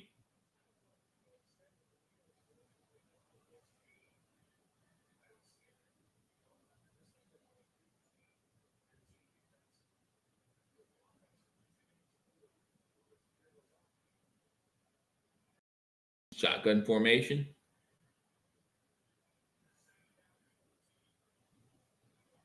Another sack. Jones, Daquan Jones on the sack. Wow. Wow. Another timeout by Washington. They want Howell to get sacked again. That's nuts. They're going backwards. They're going backwards. 8 sacks. 8 sacks. Oh, is that their 9th? Maybe that was their 9th. That might be their 9th. I'm sorry. Yeah, I can't imagine 35 points from a defense in fantasy. Good for you. I feel like it should be more. 3rd and 19. Trips to the top of the screen. Bills rush 4. Almost get there again. Incomplete. 4th and 19. They can kick a field goal to stop the shutout. Kick the field goal, stop the shot. Howell has to be hurting, man. Howell's going to be hurting tomorrow. I don't think we're getting 3 more sacks today, man. 2 kneel downs and this game's over, right?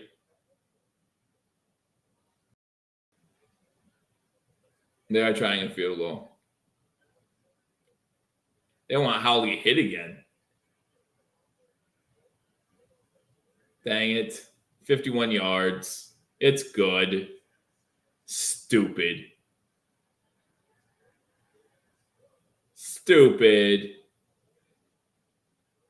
Get Cook 100 yards. No. Kneel the ball twice.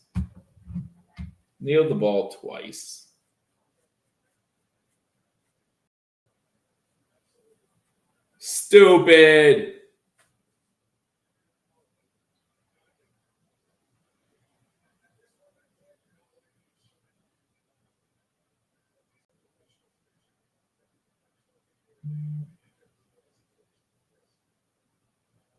No, you're just going to need that twice. You're not going to get Cook the ball. If you get offensive lineman hurt or Cook hurt, it's not worth it, man. Not worth it.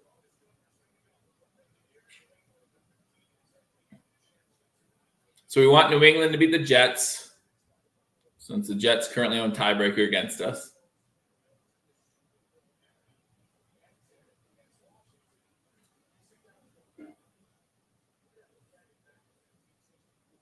I don't think Denver's going to come back against Miami. I just don't see that happening.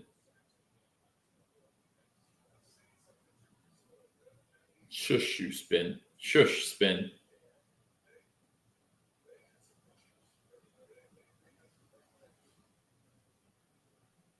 Why you guys do that to me?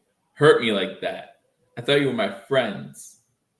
Thanks, R. I appreciate it. Appreciate it. Thanks, everyone. Join me. Ball's going into the end zone. Leave me alone. Ball's going. Green Bay tied it against the Saints. I think that means extra point pending too, right? Wow. I mean, how long was that game a shutout? And Green Bay just scored a touchdown, kicked the extra point to go up by 1 with 3 minutes to go. Wow.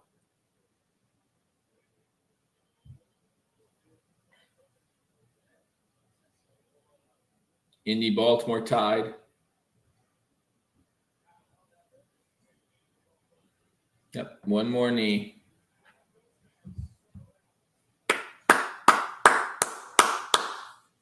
Houston's going to get the upset over Jacksonville. Got a tie game in Baltimore. That's the knee. That's the game. Thank you all for joining me this week. Huge game next week. Thank you, Bill Upstate. Thank you very much. Thank you, Gary. Appreciate it. Rick has it right. Huge game next week.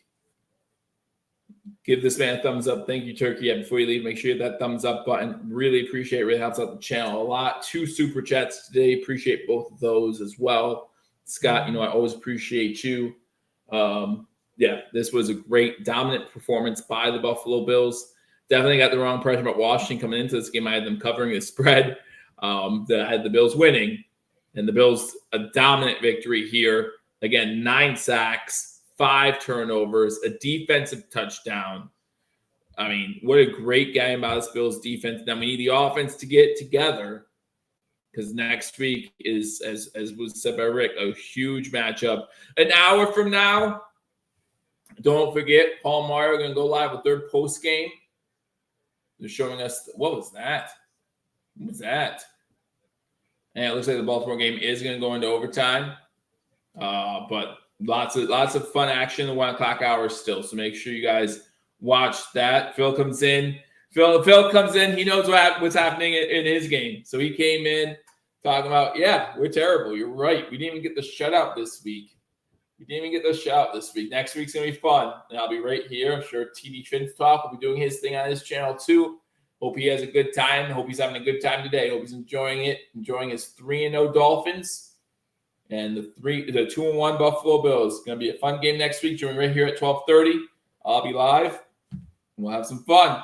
I look forward to seeing you all soon. Until I do, go Bills. Hello, fellow Bills fans. Sean Rogers, Realtor and lead of the Mr. Rogers Homes team. Did you know that real estate is one of the best ways to build wealth, and right now is one of the best times to own an investment property in Arizona? Please reach out to me. I'd be more than happy to answer any of your questions so we can take the next step to your financial freedom here in the Valley of the Sun, utilizing real estate. As always, God bless America and go Buffalo!